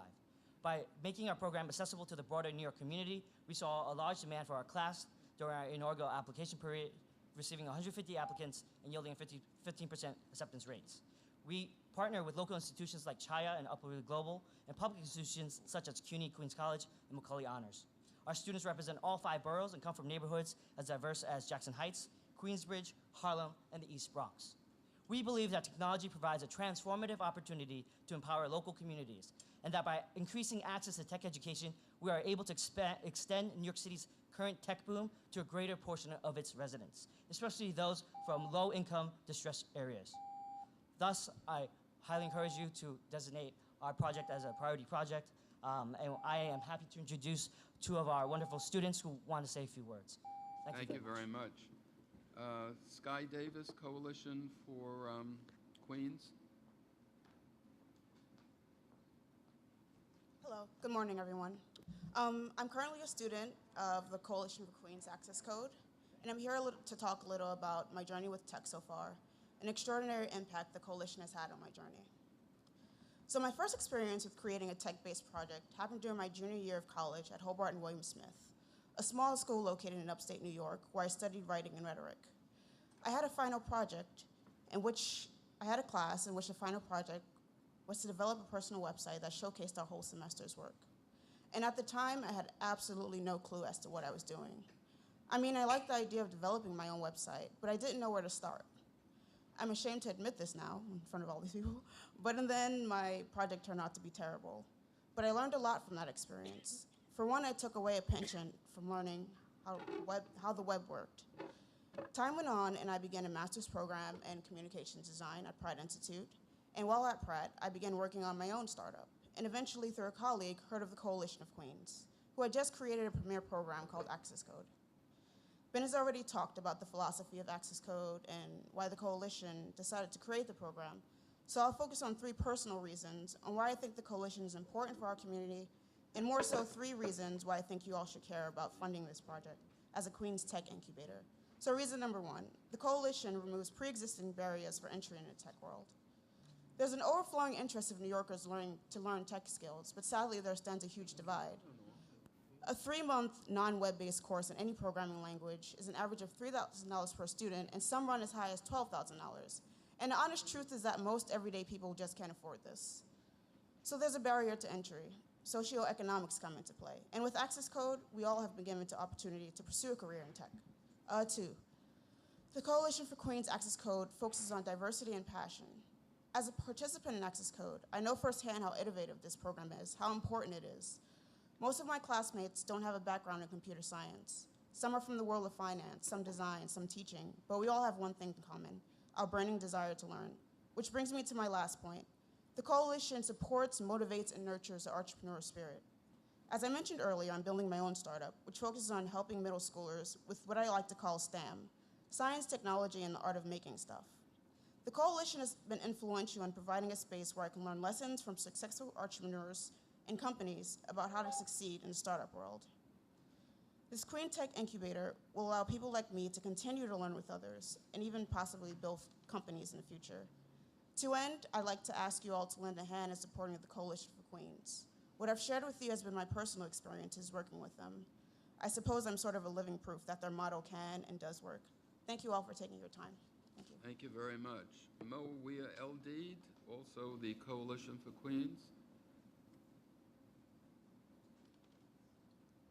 Hi and good morning. My name is Moawia Eldeed. I'm here to tell you why I believe you should support the Access Code Workforce Development Program and the Queens Tech Incubator Project. I'm currently a student at the Coalition for Queens Access Code program and want to enter a career in tech. I'm an immigrant from Egypt. The first 10 years of my life were helping around the farm in Egypt. My parents later decided to move to America since my little brothers needed the medical service that was provided here in the US. I grew up at, and I'm still a resident of, Queensbridge Public Housing. My parents didn't have much faith in school, but I went since it was a must. School wasn't working really well since I was trying to learn English, catch up with all my schoolwork, while at the same time working as a pizza delivery man on the weekends. I barely made it through middle school. My parents didn't know what I was supposed to do, and they were just waiting till school was no longer an obligation. That way I can start working at a restaurant full time. High school was a completely different experience. I started realizing that delivering pizza wasn't what I wanted to do my whole life. My newfound interest was finding out which days were garbage collection days, and that way I can collect all the things that people threw out and just tinker with them. This led to a new obsession with fixing things and fixing things that didn't work, or just making things do things they weren't meant to do. And this was basically all the toys I had as I grew up. My parents couldn't afford a computer, so I just had to find all the parts in the garbage and make my own. At the end of high school, I started realizing that I wanted to become an engineer, and not just any engineer, but actually one of the best. I worked hard at Queens College, and I completed my BS degree in applied math and a minor in computer science in 3 years. Through my work, I have recently been accepted to Columbia University's Engineering School, class of 2015. My years at Queens College helped me build a foundation in math while also developing my critical thinking skills. The problem is that I had no clue on how to apply them or what I can offer this world. This was all till a friend told me about the Coalition for Queens. With a scholarship to the Access Code program, I'm developing my skills in iPhone app development. I would not have been able to learn this otherwise. Now, my new toys that I tinker with are iPhone apps that I'm making right now. The program also gave me a great opportunity to meet people who are really driven, and through the programs and speakers, I've learned about tech entrepreneurship and companies. I've been able to develop a completely different perspective on what's available in the USA and what I can accomplish on my own. I've been greatly encouraged to follow my dreams and would like no other place to start my tech company than in Queens Tech Incubator, close to where I grew up in Queensbridge. With your help, I can see myself creating my tech company there and helping grow the Queens tech community.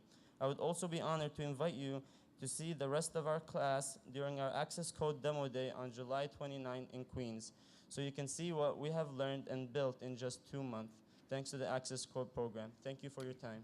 Thank you, Mr. Eldid, and good luck in your next phase of your academic life. Very exciting. Eric David of Sangaza. Good morning. I'm Eric Davich, co-founder and chief content officer of Songza. I'm here today to express support for the Queens Tech Incubator project to create an innovation in Long Island City, Queens, and to ask the Regional Council to designate this a priority project and an innovation hotspot. Songza is a music concierge. We serve expertly curated playlists that are the perfect soundtrack for whatever you're doing, from waking up to working out, commuting, entertaining, sleeping, and everything in between. Songs is the second company from a team of entrepreneurs that started our first company, amystreet.com, while seniors at Brown University. After graduating, we moved down to New York and operated the company out of a house in Hicksville, Long Island. After securing our first round of financing led by Amazon.com, we opened up an office in Long Island City back in June of 2007 and have been there ever since. In the interim, we sold Amy Street to Amazon to focus our efforts on building Songza. Songza is growing rapidly and now serves over 4.8 million users each month in the United States and Canada. With such a quickly growing service and user base, we've had to start growing the team. 1 year ago, Songza was just 6 people. Now we have 18 full-time employees in our Long Island City office. We also have 2 job offers outstanding that we hope will be accepted shortly, not to mention several openings that we're trying to fill. We recognize all that is wonderful about being in Long Island City. We've watched the neighborhood's transformation in the last 6 years and are proud to be a part of the evolution that's happening. We've been thrilled that so often our story in the press mentions that we're located in Long Island City and hints at Long Island City's potential to be a hotspot for tech innovation. We firmly believe that this can be a reality, but we need to be proactive to make it happen. As we see it, there are 2 primary challenges: space and marketing. Tech hubs center around technologists. To attract top-tier technologists to Long Island City, we need space for the tech events they gather at and space for their entrepreneurial endeavors. An incubator in Long Island City would offer a much-needed central meeting space for their entrepreneurial ventures. A much-needed central meeting and co-working space while giving the entrepreneurs ideal location, proximity to Manhattan, Brooklyn, and Roosevelt Island. The incubator, with the inevitable press generated by the companies located there and the events held there, would also address the second challenge, which is one of marketing. Crossing the East River to Queens is a far greater distance in many people's minds than it is on a map. Can't tell you how often visiting investors, prospective hires, and clients note they're surprised at how close and well located Long Island City actually is. And each month it seems that more people visit our office and want to move their operations there. So for these reasons, we urge the Regional Economic Development Council to designate this Queens Tech Incubator proposal a priority project. Thank you very much. Thank you very much, Mr. David. Joanna Nicenti, IFP. Nicenti. Hi. I'm Joanna Vicente, the Executive Director of Independent Filmmaker Project, a nonprofit organization supporting independent films since 1979. IFP is developing and will operate the new Made in New York Media Center, providing a centralized hub for community, collaboration, innovation, workforce development, and entrepreneurship. The Media Center will be a unique incubator for great stories and a showcase for new works, whether they're told through film, digital, games, or apps. The Made in New York Media Center is dedicated to defining and championing the future of digital storytelling. By fostering talent, we will create new business opportunities and position the center and New York City as lively epicenters at the forefront of storytelling and innovation, using only what New York City has to offer: Madison Avenue, Wall Street, the publishing world, Silicon Alley, the film industry, and Brooklyn's creative community. The Media Center will consist of an incubator, a co-working space, an education center, and classrooms in partnership with General Assembly, a media arts gallery and lounge, and a multimedia screening room. The Media Center will be located in Dumbo. Dumbo is the hotbed for creativity and part of the Tech Triangle and F-Train corridor. The Tech Triangle economic impact is estimated at $3 billion into local economy and should double its size by 2015. The Media Center will play a unique transformative role, creating jobs, new opportunities, and business models by supporting a new generation of media makers and by helping traditional media professionals and companies transition to new media technologies and strategies. The Media Center will incubate young businesses in digital media by offering subsidized workspace, professional services, and mentorship, a sense of community, networking opportunities, and connections to potential venture funding. It will foster collaboration and spark creativity. It will be a launching pad for a new generation of tech-savvy and cross-media literate storytellers. We will run programs, weekend education programs for underprivileged youth. The Media Center received a $3 million grant from the city and has secured $700,000 in kind capital improvements from developer Two Trees and $500,000 from private contributions. We will be partnering with higher education partners, including New School, Parsons, CUNY City Tech, MIT, NYU, and Columbia University. Thank you. Thank you very much. Our next speaker is Adam Cloud.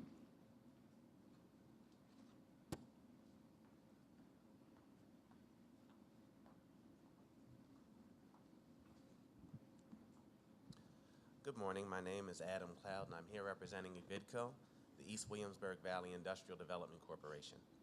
EVIDCO is requesting $557,555 from the Regional Economic Development Council to finance approximately 10% of the project cost for the renovation and subdivision of 181 Lombardi Street.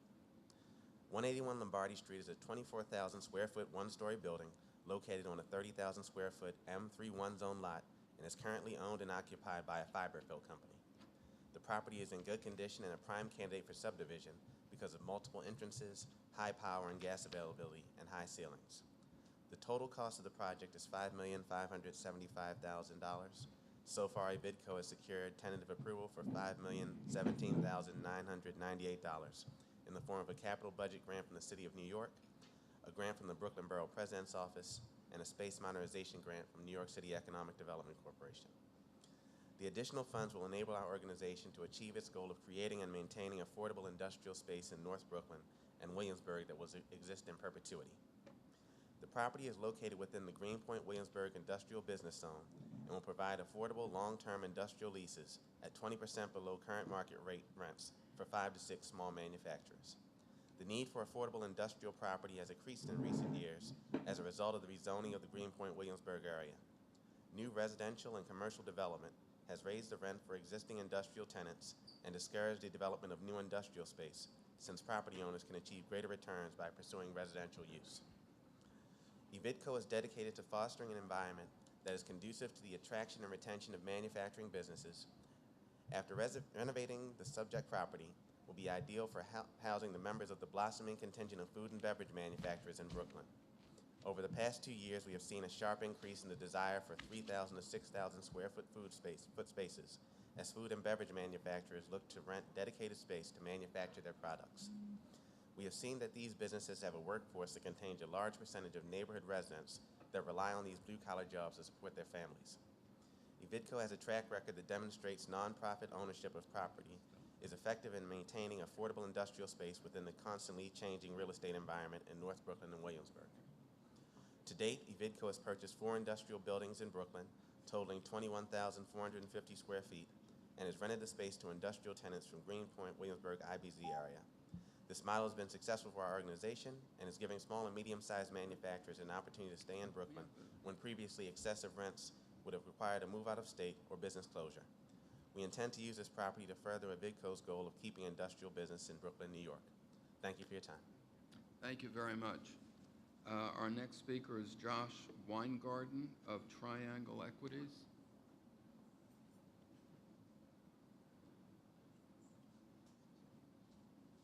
Is Mr. Weingarten here? Mickey Columbus, Greater Jamaica Development Corporation.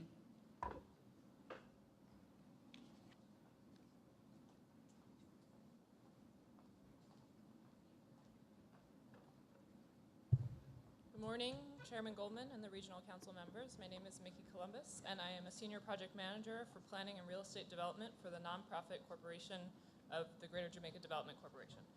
Thank you for this opportunity to speak with you this morning.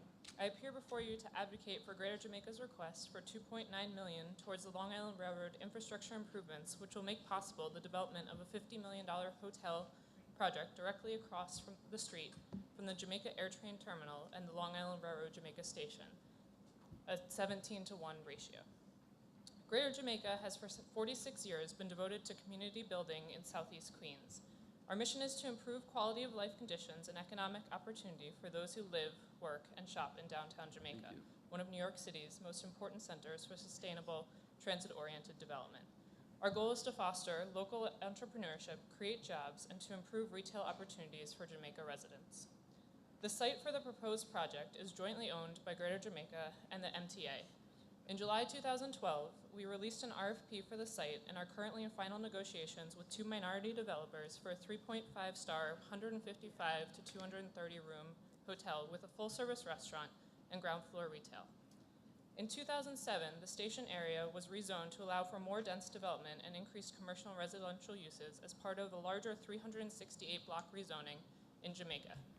The New York City Department of City Planning viewed the station area as a key TOD, transit-oriented development corridor, an exciting place for future regional growth. In the rezoning, the station area is more densely zoned than the rest of downtown, and in 2010, the station area was designated a brownfield opportunity area by the state. There has also been significant investment in key public improvements that will make the area more accessible and attractive. The recent completion of the Sutphin Underpass and both Atlantic Avenue Extension and Station Plaza projects are in final design and expected to break ground in 2014. However, the station area has yet to produce the first catalytic private development project needed to implement what was envisioned by the rezoning. In 2011, the New York City Regional Economic Development Council identified Southeastern Queens as an opportunity zone. While Jamaica is underdeveloped and economically distressed community, it benefits from a strong downtown commercial district with a unique transportation system. While the area has seen an increase in private development interest, current rents in Jamaica are inadequate to support unsubsidized development. Developers see this area as one with vast growth potential, but cite the high risk for the first project in the downtown due to its unproven economics. The project we propose to the council is ready-to-go development in the station area, which can serve as a catalyst for extensive transformative development on other sites by demonstrating the financial success of the station area development. So we are asking for $2.9 million in funding for the Regional City Council for this project to have a regional impact, maintaining and modernizing transportation infrastructure elements in the main rail corridor from Manhattan and Brooklyn through Queens and Suffolk counties, at the same time facilitating getting a project in the ground. So thank you for this opportunity to speak to you today. Thank you. Do you have your written testimony that you could leave? Yes. You did. Great. Thank you. Lauren Elvers Collins.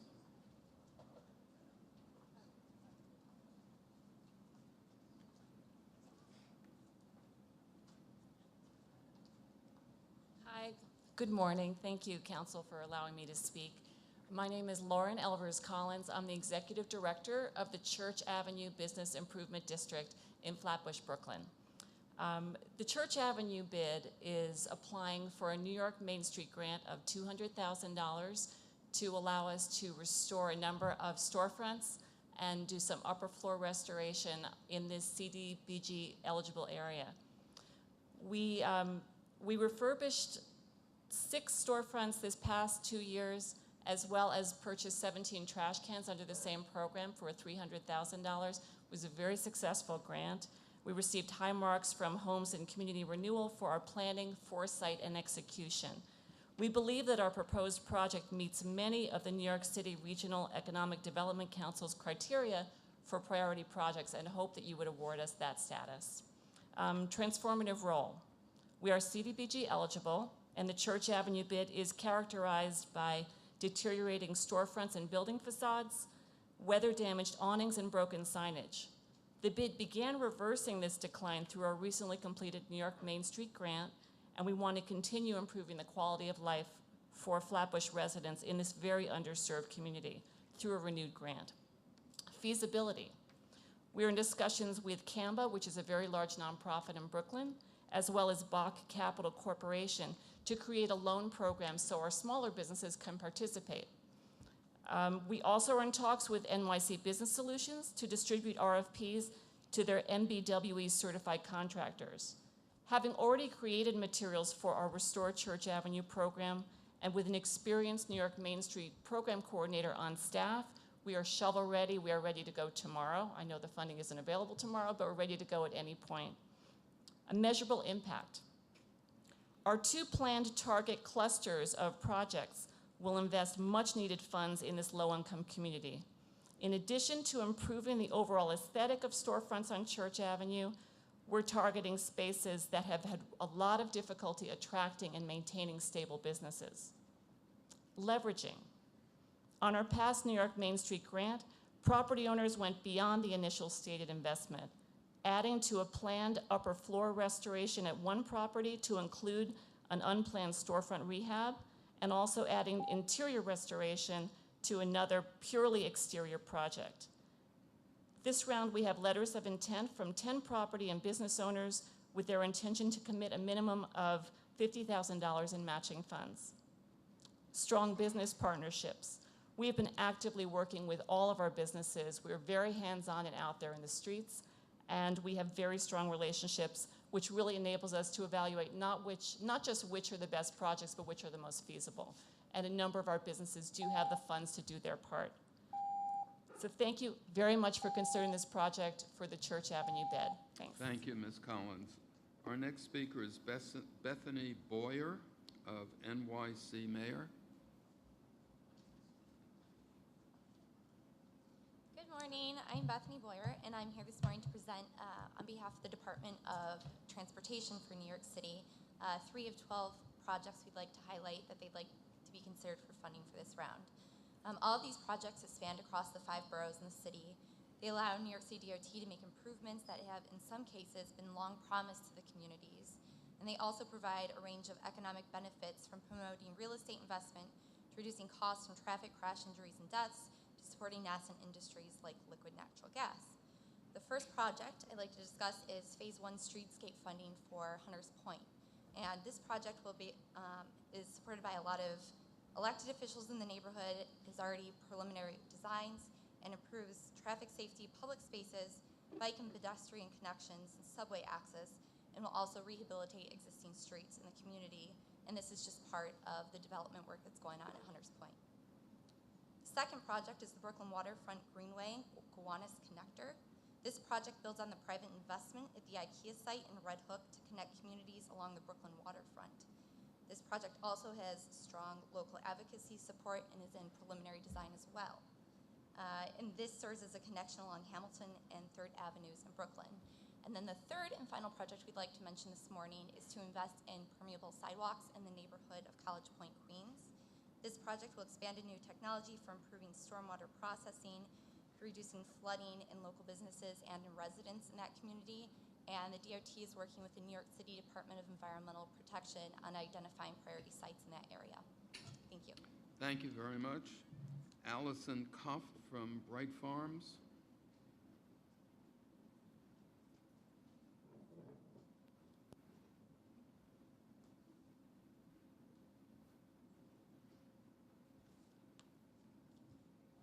Good morning, and thank you for the opportunity to speak today. I'm Allison Koff, the Real Estate and Government Relations Associate at Bright Farms, Inc.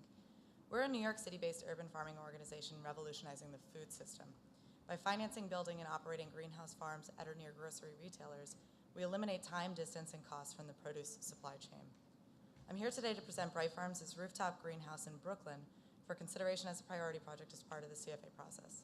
Our 75,000 square foot greenhouse farm will sit atop the historic Liberty View Industrial Plaza in Sunset Park, Brooklyn, and will grow fresh, sustainable lettuce, tomatoes, and herbs year-round. The estimated capital cost is $4 million, and we're currently well in the design phase. This project will serve as a catalyst for commercial-scale urban agriculture in New York State. It will be the largest rooftop greenhouse in the world, and its impact will be widespread. Here's the project by its numbers. This 75,000 square foot greenhouse will create up to 25 full-time jobs and grow 1 million pounds of fresh local produce year-round for over 50 grocery stores in the New York region, meeting the vegetable consumption needs of over 5,000 residents across New York State, all while using 10 times less land and 7 times less water than traditional agriculture. This project isn't just a landmark in urban food production. It will jumpstart the local economy and serve as an example of successful sustainable policy in New York, from Zone Green to FoodWorks to Plan NYC. Brooklyn Borough President Marty Markowitz called this project an example for the nation. Our business model is feasible and proven. We secure from a retailer a long-term commitment to purchase produce at fixed prices over a 10-year period, thereby securing a 10-year revenue stream and allowing us to finance the greenhouse. This financing arrangement provides a scalable model, allowing us to develop numerous farms distributed throughout the country. This model works. We have projects in development in St. Paul, St. Louis, Oklahoma City, Kansas City, Washington, D.C., and our first commercial-scale greenhouse farm, which is operational in Bucks County, Pennsylvania. Good morning. My name is Jonathan Weinbach, representing the New York Proton Center. The New York Proton Center is a collaboration of the 5 largest cancer programs in New York City. It includes Memorial Sloan Kettering, NYU, Mount Sinai, Continuum Health Systems, and Montefiore. The project is also being developed by 21st Century Oncology, the largest provider of radiation therapy services in the United States. Thank you. Proton therapy is an advanced form of cancer treatment that primarily benefits children and at-risk patients. Not get too technical, it does this by hitting only the cancer cells and avoiding damage to surrounding tissues. This is especially important for children, as any collateral damage to their tissues or organs can meaningfully impact their development and create long-term health problems. NYPC has worked closely with the New York State Department of Health throughout the life of this project and received the only certificate of need for proton therapy in New York State. This certificate of need is for a demonstration project to help the Department of Health determine the number and need for this important treatment throughout the state. As a result of this and the academic commitment of the hospital partners, we have a strong commitment and focus on research, and we'll be working closely with the Department of Health and really the entire cancer community around the country to determine the efficacy of this treatment. The $270 million project will be located on 126th Street between 2nd and 3rd Avenues in Harlem, and is expected to have a major positive impact on the community. The project will create approximately 400 new construction jobs and more than 125 full-time positions once we're fully operational. We plan on hiring as much as possible from the local community and have already reached out to partners in the community to assist in these efforts. The economic multiplier for the New York metropolitan region is anticipated to be $300 million during the construction phase and $125 million annually thereafter. New York Proton Center will expand the East Side Science Corridor and help New York City maintain its position near the forefront of medical care. Proton therapy is essential to providing New York City patients with the best care, and really for these hospitals to keep the patients and to attract doctors who want to be part of the latest technology. This type of collaboration is nearly unprecedented among these major hospital systems, and we're truly excited to bring this technology to New York City. Thank you very much. Thank you very much. This is very exciting. Can I ask a question of you, if you don't mind, Jonathan? When you say a collaborative among the 5 institutions, you're yet a standalone entity, not having any organizational connection, financial connection? No, all 5 hospitals are investors in the project. We've committed, yeah, we're committing more than $60 million in equity, and $10 million has been funded to date. From an academic perspective, they've all agreed to work together equally. So the heads of radiation oncology are all working And together. their patients would be sent to the New York Proton Center for treatment. It's not only their patients, but it's open to the entire state, the entire community. But we Chancellor, expect could you ask what the time frame is on that? I didn't ask. No, could you? Sure, we're hoping to break ground by the end of this year, Q4 of 2013 or Q1 of 2014. So, thanks. Thank you very much. Thank you. Andrew Hammonskun, St. Agnes Warehouse, St. Annis Warehouse.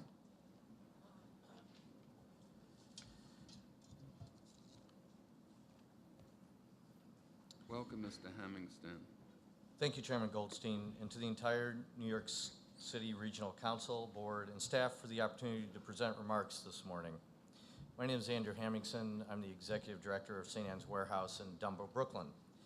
St. Anne's Warehouse is an award-winning artistic home for American and international companies of distinction and highly talented local emerging artists ready to work on a grand scale. The nonprofit performing arts organization, now in its 34th season, currently presents over 180 performances annually that attract a multi-generational audience of nearly 60,000 people with an average capacity of 90%.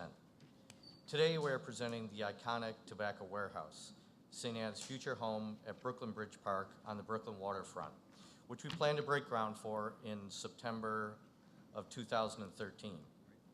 St. Anne's Warehouse will transform the 1860s ruin into a one-of-a-kind performing arts facility and community cultural center with the remarkable design team led by Rogers Marvel. Constructed within the existing perimeter walls of the 19th century landmark shell, the new building will support the highly successful, creative, and versatile approach to theater making for which St. Anne's Warehouse is known, as well as a variety of artistic, community, and educational programs. The redeveloped site, which has already passed SHPO review, will be alive with year-round activity, a focal point for the neighborhood and celebrated cultural destination for New York City and New York State. There will be two multi-purpose performance spaces under one roof in the rectangular portion of the Tobacco Warehouse, a main performance space to accommodate the productions and festivals, plus a dedicated community venue ideally suited for small-scale performances by Brooklyn community groups, civic organizations, educational programs, and activities that reflect the needs of the Brooklyn neighborhoods. We would expect that the new cultural center would be a magnet for other businesses, restaurants, bars, coffee shops, and clothing stores. Hence, as is often the case of every dollar that goes towards a ticket purchase, the average consumer spends $8 on ancillary items like meals, taxis, hotels, and souvenirs when attending a performance. In addition to the roof portion, there will be a foyer and lobby that looks over the waterfront of the park through a 7,000 square foot open air triangle garden, which will be open to the public during park hours. The renovation of the Tobacco Warehouse will generate 125 meaningful temporary construction jobs, 50 additional full-time and part-time staff and performance positions due to the potential expanded programming and season with a fuller year-round facility. We have already received support by State Senators Dan Squadron and Martin Golden, as well as our Assembly Member Joan Millman and every member of the Brooklyn Assembly delegation. It's a $25 million project. We've already raised $19.2 million. We're here today to request the Regional Council under the project category of Office of Parks, Recreation, Historic Preservation for a $1 million grant. Thank you very much. Thank you, Mr. Hammingston. Adam Cook of Flint and Tinder.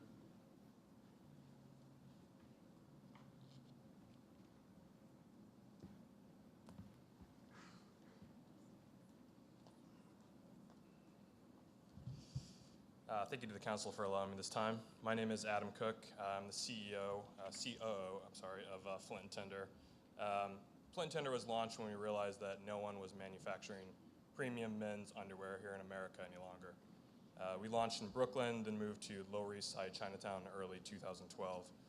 In that year, the men's apparel market grew from $57 billion. One of the biggest areas of growth was men's underwear, growing 13% from the previous year. However, no one is producing products in this space in high volume domestically, except for American Apparel, which is based in Los Angeles. They're not made with premium material. So enter Flint and Tinder. We turned to crowdfunding platform Kickstarter to start the company, pre-sold $291,000 worth of product in 30 days, raising enough money to buy equipment required to help a factory in the foothills of Pennsylvania go on from making t-shirts to underwear.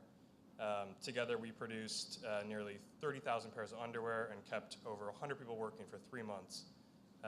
Ultimately, it wasn't enough to keep the factory open due to some long-term debt issues that they had, but it sort of sparked a fire with us and bolstered our commitment to American-made, slow fashion manufacturing. So 1 year and over $1.75 million in online sales later, Flint Tender team has learned quite a lot. So as we look for new opportunities, high volume, high labor, low cost goods are really not ideal for US manufacturing to compete against other parts of the world. So the volume and lead time in which these products need to be produced, currently Flint Tender averages between $2,000 and $3,000 per day of our own website orders. We're carrying a lot of inventory. It's valued at $300,000 to really support that, and it's far from ideal for our company. So to date, we've raised $3.1 million in VC funding to grow the online demand, distribution, and inventory side of the business. But now we're looking to raise funds to support the manufacturing and supply side and spur job creation. So though we continue to making underwear in the factories, 4 of them across the country, not in Pennsylvania any longer, the ideal opportunities for domestic job creation would be as follows. Items that could be produced in smaller runs to ensure adequate sales testing, manufacturing scenarios that bring production and distribution together on a closer timeline but eliminate the carrying cost, something that global manufacturing cannot do. Items that we could customize or tailor individual customers to add value or pre-sell to eliminate the need for inventory on hand. So we think we have the solution, and it's denim on demand. So our plan is as follows. We want to sell custom jeans directly to customers online at a great value and cut out the brick and mortar markups. So make the customization process very easy, both from a customer and manufacturing standpoint, but by allowing the customers to choose the size, the denim type, the fit, the button or fly, the rivet types. So it would allow us to service literally 15,000 unique styles of jeans with no assembled inventory on hand. So serving up to 50 orders per day, we think that we can get 15,000 square foot room.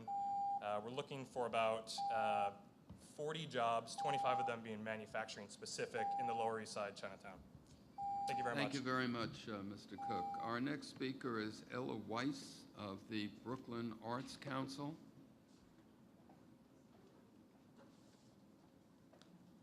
Good morning and thank you. As the Chancellor said, I'm Ella Weiss. I'm president of the Brooklyn Arts Council. I'm here to talk to you about our Creative Coalitions initiative and to ask that it be considered a priority project for funding. Creative Coalitions is a unique initiative designed to spur economic development and enhance livability in underserved East New York and the eastern part of Bushwick, not the hot part, 2 of Brooklyn's most economically challenged communities. Through this project, we will form neighborhood-based coalitions of artists, arts organizations, community and social service groups, as well as local businesses. We will provide these coalitions with the resources they need to expand local arts programming, including training and assistance in planning events and arts classes and funding to help underwrite these programs. We will also provide coalition members training in areas like organizational management and fundraising so they can sustain their arts events once the project is over. The project aligns with a number of the criteria for priority projects for REDC. These include relief of conditions of economic distress. This project will reach some of Brooklyn's most impoverished neighborhoods and provide artists in these neighborhoods with expanded opportunities to earn income through their creative work through direct hiring and training in skills such as marketing. It will also enhance livability in these communities by expanding free local arts programming. Transformative role. The arts are a proven economic engine and have played a key role in transforming neighborhoods like Williamsburg. We want to bring this transformative power to East New York and eastern southern Bushwick. Feasibility. Our project will expand on a successful pilot test that is ready to be scaled up. We have already established partnerships with key groups in each neighborhood and have a track record of successful outreach within each neighborhood. Leveraging. Seed funding is already in place through a 2-year grant from the Emma Schaefer Charitable Trust that concludes in June 2014. Job creation. This initiative will employ artists as performers and as teachers. at the same time providing them the training they need to get more jobs. Strong business partnerships. Fostering relationships between artists, arts groups, and local businesses is a key part of this project. We will assist coalition members in incorporating local businesses into current and future public programming and offer them opportunities to work together. As part of our pilot project, we held town meetings in East New York and in East and Southern Bushwick, which gave us a sense of how important the project is to each neighborhood. They voiced the expression of earnestness to participate in bringing more arts to their community as a means of providing jobs and opportunities for people of all ages. Creative Coalitions has the potential to do all of this while bolstering economic development. I hope you will consider it, although it's not a capital project and not a large project. It is a very, very important one in these critically underserved neighborhoods. Thank you. Thank you, Ms. Weiss. Our next speaker is Rachel Amar of Waste Management. Good afternoon. I'm coming to you to speak to you about a locomotive repower project. It's a partnership between the New York City Department of Sanitation, New York and Atlantic Railway, and Waste Management of New York. The project is to redesign and repower a conventional freight locomotive with state-of-the-art low-emissions diesel technologies. The retrofitted locomotive will be based at the Fresh Pond Rail Yard in Glendale, Queens, an area that has been suffering from environmental justice and other issues for over 100 years, being alongside a rail company. The locomotive will be operated by the New York and Atlantic Railway for service in Queens and Brooklyn. The locomotive will serve several local businesses, including the Varick Avenue truck-to-rail waste transfer station operated by Waste Management of New York. This retrofitted locomotive will be the first in New York State that meets the US EPA Tier 4 emission standard required by 2015. The repowering of a locomotive involves removing the old engine and replacing it with a newer, cleaner propulsion system. In this new configuration, the diesel engine is replaced with a cleaner engine and exhaust after treatment. The locomotive would then meet EPA Tier 4 switching locomotive emission standards. The project benefits are direct benefits to the Western Queens community and Northern Brooklyn, both EJ communities where local electeds are supportive of this project. Repowering the locomotives to run on clean diesel will increase environmental benefits of rail transport. The project will make New York City's solid waste management plan more sustainable, lower fuel consumption, and improve air quality in residential neighborhoods adjacent to the rail line. This conversion will save an estimated 18,000 gallons of fuel per year and will reduce emissions by 1.1 tons of nitrogen oxides and 0.02 tons of particulate matter annually. From a greenhouse gas perspective, the project will avoid the release of approximately 230 tons of carbon dioxide, equivalent on an annual basis. The estimated project costs are between $2.5 and $2.7 million. The US EPA has preliminary approved a $1 million public grant for this project under the US EPA National Clean Diesel Funding Assistance Program. NYCERDA has also indicated that they will provide additional funding. Waste Management will provide assistance as well. We are seeking priority funding from REDC to complete the task of repowering the locomotive. The project will prove the emission benefits and pave the way for conversion of state-owned locomotive, including commuter rail. This innovation could create a demand for local assembly, which supports job creation in economically distressed communities in New York State. This project also aligns with transformative role, feasibility, measurable impact, leveraging innovation, and strong business partnerships. Thank you. Thank you very much. Bob Bland of Manufacture New York is next.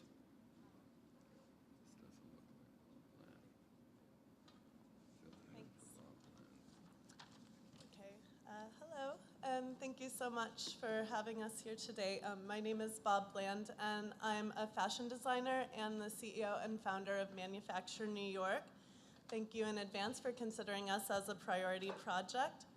Manufacture New York is a fashion incubator and factory hybrid startup dedicated to providing designers with the resources and skills to streamline their production process and transform local manufacturing into the most affordable, innovative option for all. Our headquarters will include a fully equipped sampling room, manufacturing facilities, classroom space that's open to the public, private studios for rent, lab space for textile and wearable technology innovation, and a state-of-the-art computer lab complete with the industry's latest software for design and production. We will also offer a dedicated area for experimentation with environmentally friendly fashion fabric washes, dyeing, finishes, and special textile applications. We will build the skill sets of fashion designers who join the incubator through technical classes, educational resources, mentoring, business workshops, legal and financial counseling, and more. In addition, Manufacture New York will offer paid apprenticeships to high school students and paid internships to college students from local design schools, allowing them to build their skills by working directly with some of the most skilled practitioners in manufacturing and design. The incubator is set up as a cross-functional laboratory, encouraging the factory to work directly with designers and with our technical research facility to develop cutting-edge production techniques, new work processes, new technology, and advanced textiles. Through our unique collaborative approach, we will provide invaluable knowledge to a generation of workers, designers, and business professionals in the fashion industry. I started this last year as a fashion designer. I didn't have the resources that I needed to continue making my line in New York City. And in only a year, we have already built a community of over 200 emerging designers. We have gained the support of NYC Business Solutions, the Office of the Brooklyn Borough President, NYC EDC, Save the Garment Center, South Brooklyn Industrial Development Corporation, Made in NYC, which is an initiative of the Pratt Center for Community Development, and the Design Trust for Public Space.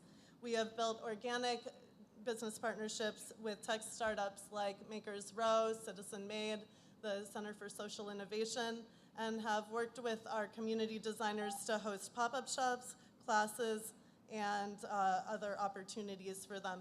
Over the course of the next year, we will be creating 75 jobs in the incubator space, 20 to 50 new manufacturing jobs, and over 10 jobs in our Fashion Technology Center. And we're creating a 50,000 square foot space in Sunset Park for this incubator, and we would appreciate your support as a priority project. Thank you so much. Thank you. Jen Chance, New York Historical Society.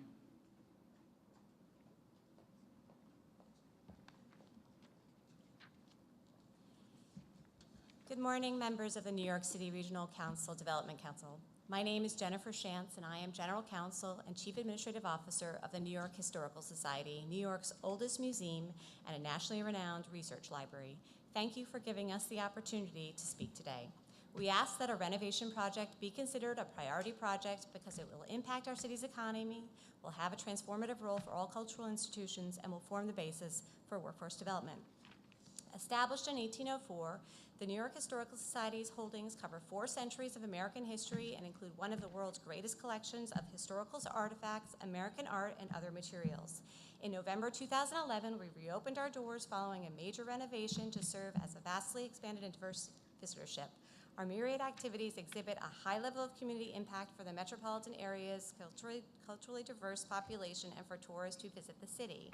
Our first ever Children's History Museum now attracts tens of thousands of multi-generational visitors on weekends and school holidays and anchors our educational programs that reach more than 200,000 New York City public school children and their teachers each year. The Historical Society's renovation project should be considered a priority project.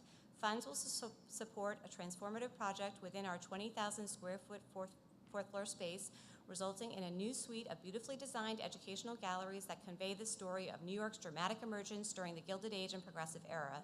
The renovated galleries will be anchored by 90 Tiffany lamps, all made in New York's Tiffany studios, and many designed by women, and cutting-edge technology will be used to animate the overlapping histories of the women's movement, labor movement, urbanization, and new innovations such as electricity that revolutionized industry, transit, and domestic life in the city. Eva Zhirikna, well known for using glass as a structural material to create installations that showcase museum collections, has designed a 2-level arrangement of glass cabinets, dramatic lighting, and technological enhancements that will transform art into compelling and detailed historical account. This 21st century approach to gallery design, which encourages accessibility to broad audiences, will become an industry leader for cultural institutions.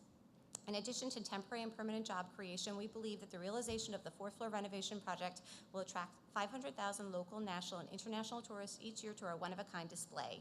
A smaller version of this exhibition, which was temporarily on display at the Historical Society in 2007 and which traveled abroad to 2 venues in Europe, attracted more than 225,000 people.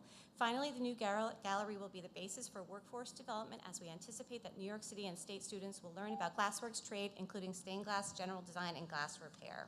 For the reasons I just delineated, we hope that the Regional Council will include the Historical Society's project as a priority project in New York City's regional plan. Thank you. Thank you. Tom Conoscenti, Downtown Brooklyn Partnership. Hello. Good morning, and thank you, Chancellor Goldstein and members of the Regional Council, for the opportunity to speak today about our priority project. My name is Tom Conoscenti, and I am with the Downtown Brooklyn Partnership, a not-for-profit local development corporation that serves as the primary champion for downtown Brooklyn. Before I begin, I want to thank the Regional Council for its support last year for our application to the Urban Initiatives Program for the Eastern Gateway Project. Since being awarded the grant in December, we have been working on 5 building renovations that will add 11 new commercial spaces totaling nearly 22,000 square feet in the next 12 months. While the downtown Brooklyn area has made major strides in recent years with new generational investments such as Barclays Center and Brooklyn Bridge Park, in order for our economy to grow and thrive, we need new commercial space and dynamic amenities that will further the growth of our burgeoning tech hub.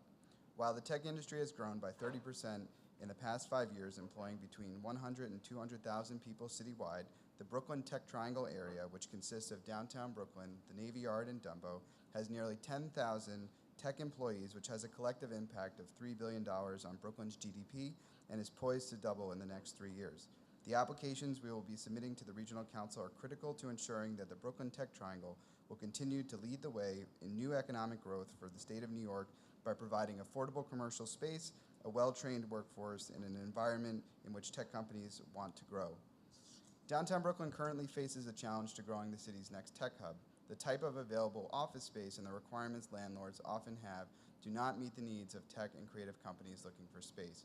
For this reason, the Downtown Brooklyn Partnership is applying for 4 separate grants to create new commercial spaces in historically vacant upper floors throughout downtown Brooklyn.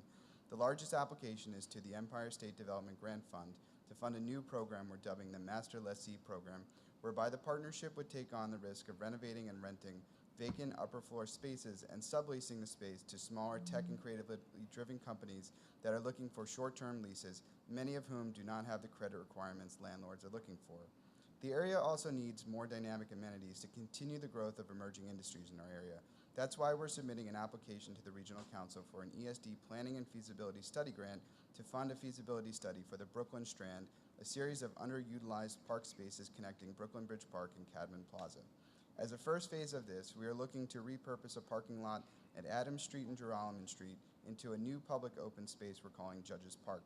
The feasibility study would help identify solutions for relocating the existing parking either in the building adjacent to the site or in the area surrounding the building. These projects are just 2 of the many recommendations coming out of our Brooklyn Tech Triangle strategic plan, which took 6 months to complete and engaged nearly 200 stakeholders in the area. We look forward to continuing work with the Regional Council to implement this vision to bring new jobs and economic activity to our area in New York State. Thank you for your time. Thank you. Myra Burkhauer.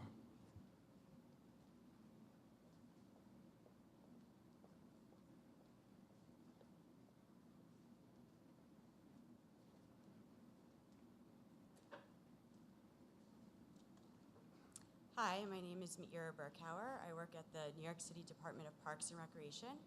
I'm the city planner for Queens Parks. Flushing Meadows Corona Park is the largest park in Queens and the 4th largest in the city.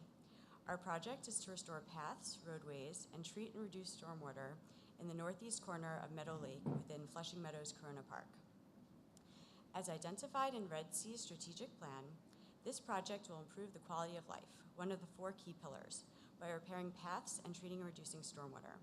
Our project focuses on reducing unnecessary pavement and reducing and treating stormwater by adding features such as rain gardens and constructed wetlands. This is in keeping with Red Sea's goal of greening the city and investing in systems that are essential to quality of life and sustainability of the environment and existing infrastructure. This project is also located in the Red Sea Flushing-Willets Point Opportunity Zone. Flushing Meadows Corona Park serves as a major destination point and the only large open space within this zone. Open space is often limited in the densely populated neighborhoods of Flushing and Corona. As these neighborhoods further develop as planned at Willets Point, the park must be able to continue to serve as much needed open space, not only for existing users, but for new residents and businesses as well. Our project will ensure that the park will be able to serve this purpose. The paths and roads around Meadow Lake are deteriorated. This is caused by flat topography that does not allow stormwater to drain properly. This creates rough, damaged, and impassable paths. The condition of this section of the park has prevented some of our large festivals and events, such as the Hong Kong Dragon Boat Festival, to expand. These events bring in tourists from across the city, the country, and the world. We need these improvements to grow these important activities to bring more tourists to Queens. Also, poor access into this area prevents parks from expanding our concessions in the lake area. We recently renovated the Meadow Lake Boathouse and the Ederle Promenade, both remnants of the 1939 World's Fair. However, due to flooding conditions, we have not been able to attract businesses to invest in concession opportunities such as boat rental and food services. By doing path and roadway improvements, we would be better positioned to attract these revenue-generating activities. The project will not only create jobs during the design and construction, but long-term jobs will be created through the expansion of these concessions. The park is used by the local community as a backyard, by regional visitors to our cultural institutions, concessions, and Citi Field, home of the New York Mets, and from around the world for events such as the US Open, held at the USTA National Tennis Center, and the Hong Kong Dragon Boat Festival. Design for the project is complete and $1.2 million has been allocated. We need an additional $1.2 million to make this important project happen. The project will guarantee that the park remains a regional destination, which brings in revenue to Queens. Since these visitors come from around the world, they utilize the amenities in the surrounding communities, such as the hotels and restaurants in Corona and Flushing. Thank you. Thank you. Tom Walsh, Sandy Hook Piers, Pilots, Sandy Hook Pilots.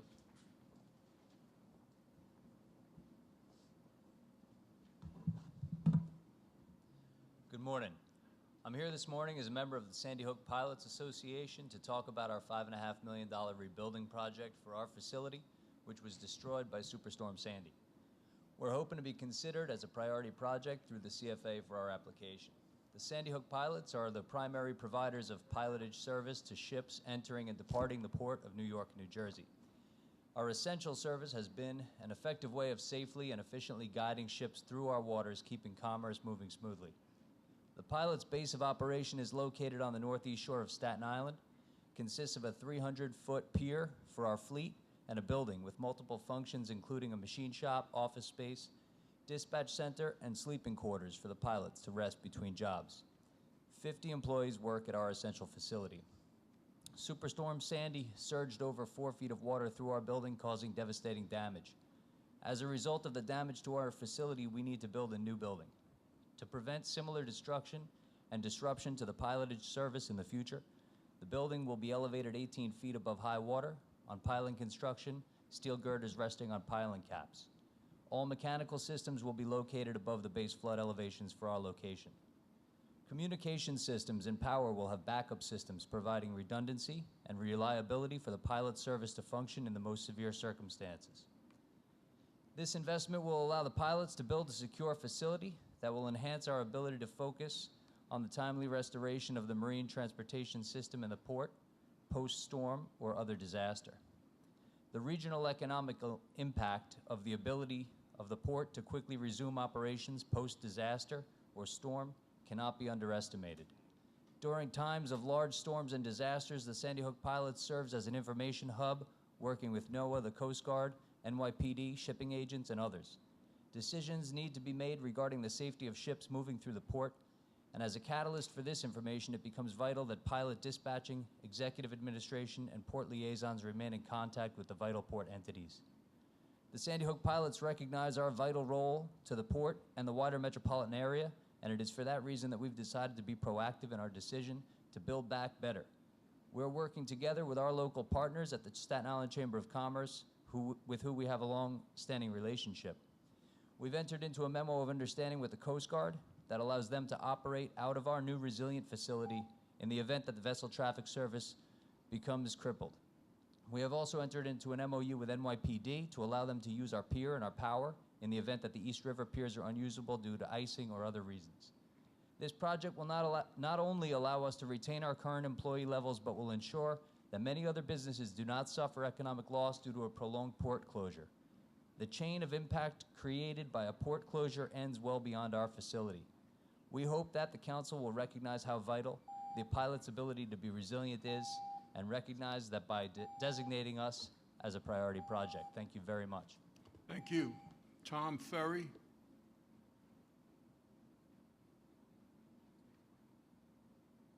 Yes, good morning. I'm also with the Sandy Hook Pilots.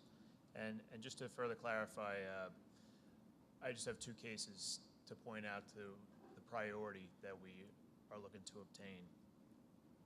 Post-Irene, the Sandy Hook Pilots, in conjunction with other agencies in the Port of New York, were able to reopen the Port of New York before any other port on the East Coast of the United States. But that response was with a building on Staten Island, New York, that was able to support that response. Sandy disabled our building.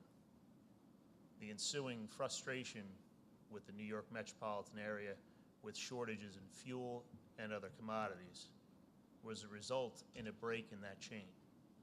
And that's why we're trying to make sure that this council understands the priority request that we have for you today. The Sandy Hook Pilots have been in association since 1694.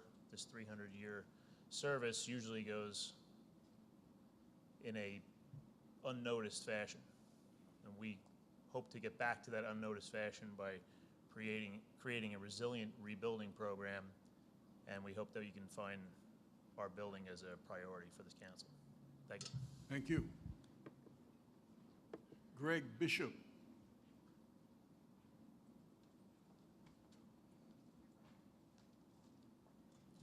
Good morning. Morning. Just going to remove the mic. My name is Greg Bishop. I'm a Deputy Commissioner with the Department of Small Business Services. The Department of Small Business Services proposes the creation of a kitchen incubator in Red Hook, Brooklyn. This incubator will build on a cluster of food-related businesses in the neighborhood and anchor retailers such as Fairway, which just recently reopened. Red Hook is home to New York State's second largest public housing complex. About 60% of Red Hook residents are unemployed. It is also a mixed-use neighborhood combining residential development with manufacturing and commercial establishments. Red Hook has many creative industries, caterers, and manufacturers along the piers. Local restaurants, stores, and gift shops along Van Bird Street. Since 1991, Red Hook has experienced over a 60% increase in the number of businesses, almost all of which are in the light industrial sectors such as high-tech technology, manufacturing, food industries, warehousing, and distribution and transportation. The incubator will be based on the Hot Bread Kitchen model.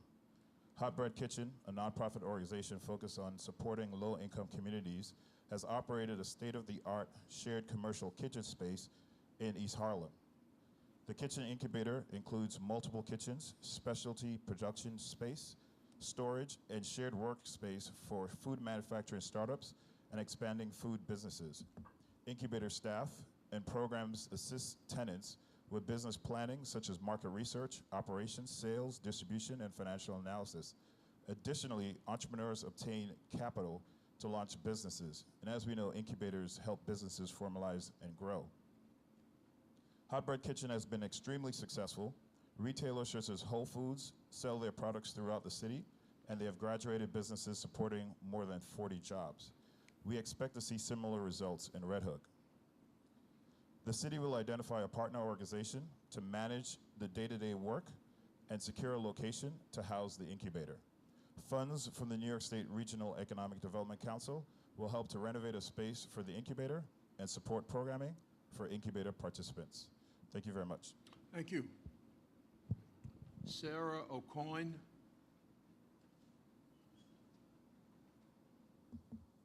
Sarah O'Coin. Hi, my name is Sarah Oakwan, and I'm the director of the Urban Park Rangers for New York City Parks and Recreation. The Urban Park Rangers, a division of New York City Parks and Rec, is the city's largest and most extensive place-based local environmental education organization, reaching over 100,000 New Yorkers each year through environmental education and recreation programs. The mission of the Urban Park Rangers is to connect New Yorkers to the natural world through New York City parks, using environmental education, outdoor recreation, active conservation, and wildlife management. The Urban Park Rangers and New York City Parks are seeking funds from the state's Environmental Protection Fund to hire Urban Park Rangers to provide the public education and recreation programs that introduce and connect urban dwellers to the vital waterfront resources available to them at Pelham Bay Park in the Bronx, Marine Park in Brooklyn, and Fort Totten Park in Queens.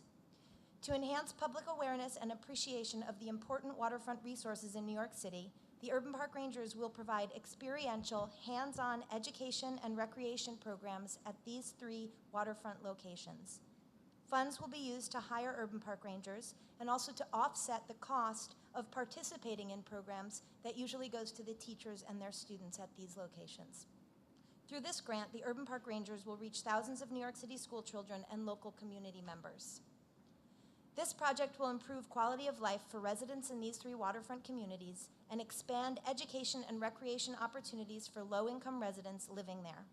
It will also provide full-time employment with New York City Parks and Rec. It will attract tourists and New Yorkers from other areas to these 3 vital waterfront communities and educate the public about the value of waterfront resources and how to prepare for and mitigate the impacts of climate change.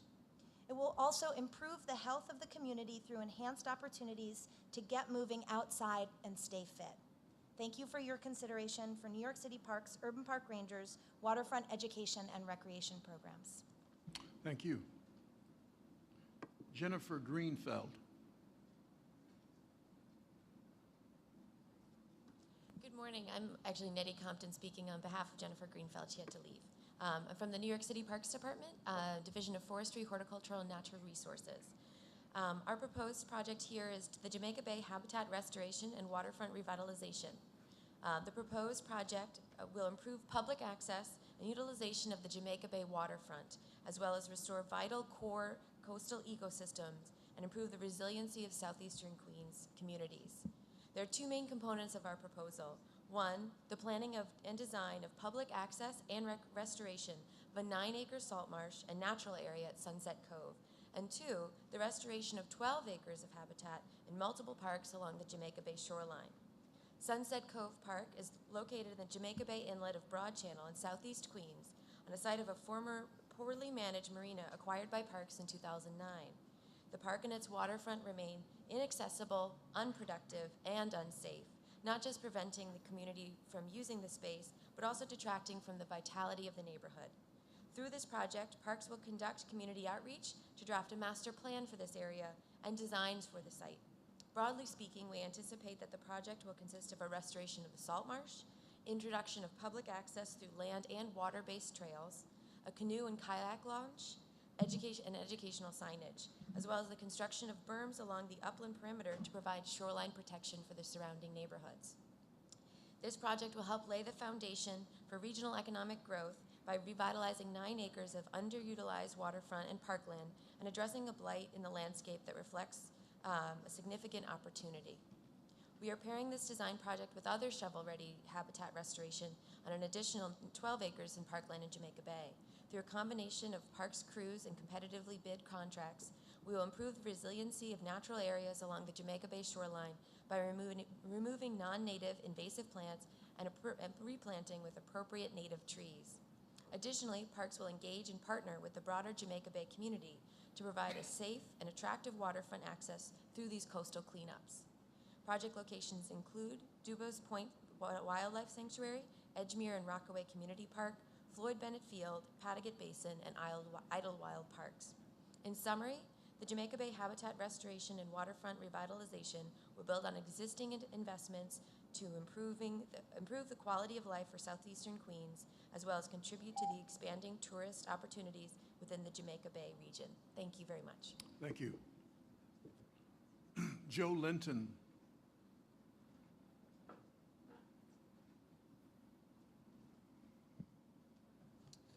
Hello, thank you for listening today. My name is Joe Linton. I'm the Greenway Director of the Bronx River Alliance. Over the past 12 years, we've seen $140 million of investment in the Bronx River Greenway from city, state, and local. And today I'm presenting about a critical link that cuts off the South Bronx from that 8-mile resource. The revitalization of the Bronx River has been an economic driver in this neighborhood, including being part of the largest rezoning in the Bronx, the largest recent rezoning in 2011 that's going to be creating 1,300 units of housing and 46,000 square feet of retail. The revitalization work on the Bronx River is a green job incubator. The Bronx River Alliance has training programs for ecological restoration, open space maintenance. Last year we trained 20 trainees full-time, 450 different people participated in those programs, and I'm happy to report that this year 6 of our trainees were hired full-time into the Parks Department. The South Bronx has high rates of obesity and asthma, and real needs for the bridging the gap connection between Starlight Park and Concrete Plant Park to create a true transportation corridor that gets people to their jobs and increases physical activity in this neighborhood where it's highly needed. This project is a half-mile of greenway connecting 2 parks. It's shovel-ready. It's been cleared environmentally by the New York State Department of Transportation, and it's being built in a partnership of the City DOT and the City Parks Department, and it's also part of the Urban Waters Federal Partnership, 14 federal agencies working together, spearheaded by the Department of the Interior. So I hope you'll support this critical gap closure in the South Bronx on the Bronx River Greenway. Thank you for your time. Thank you, sir. Eloise Hirsch.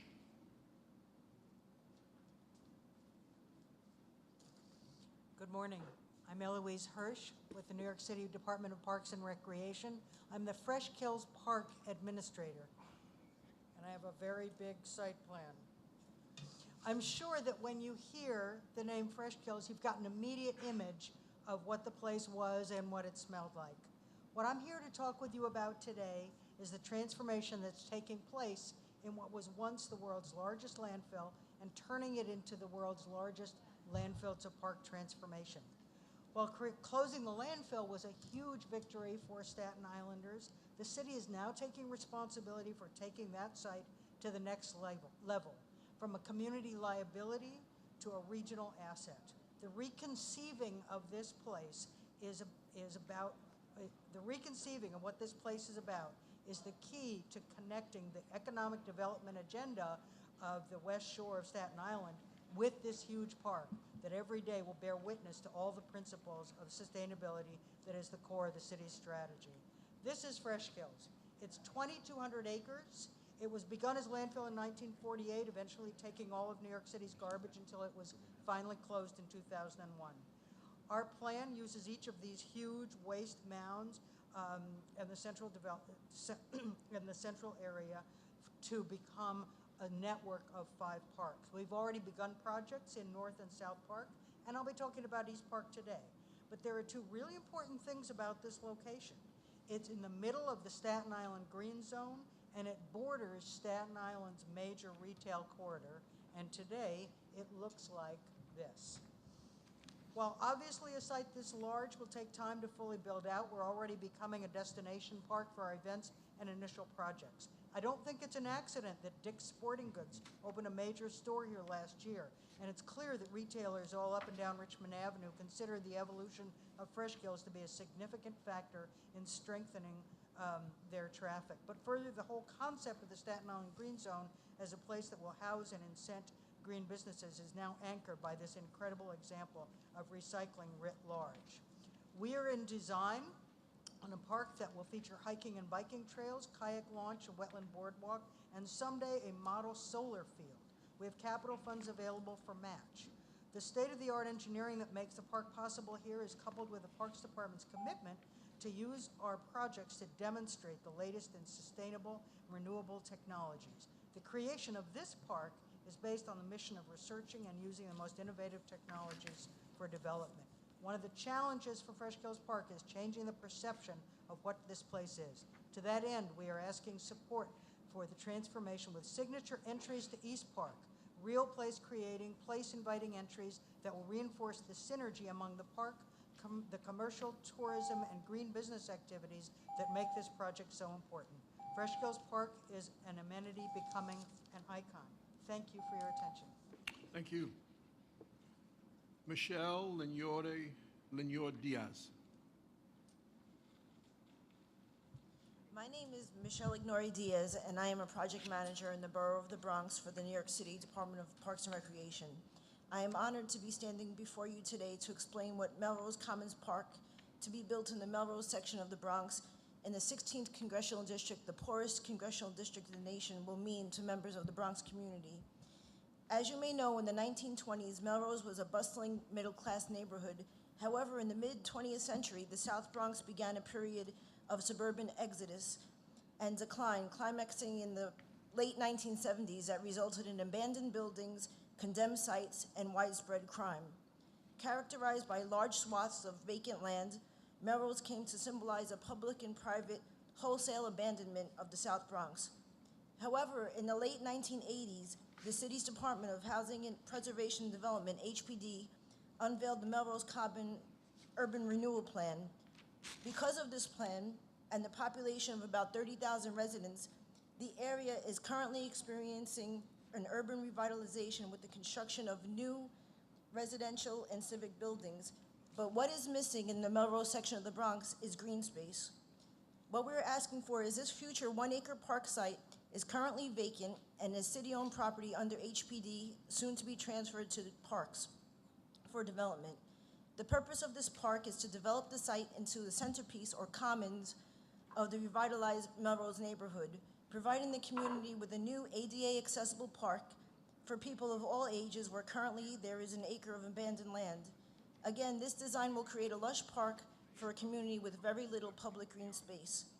The scope includes construction of greeting and strolling gardens, a central lawn, playgrounds for all ages, water play area, sand play, a shade structure for seniors and all families. This future park is significant in many ways.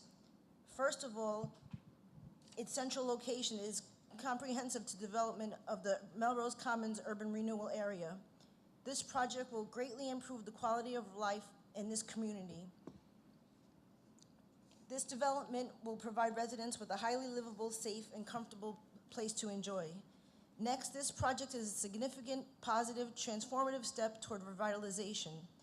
It will improve the quality of life in many ways, economically, aesthetically, environmentally, and spiritually.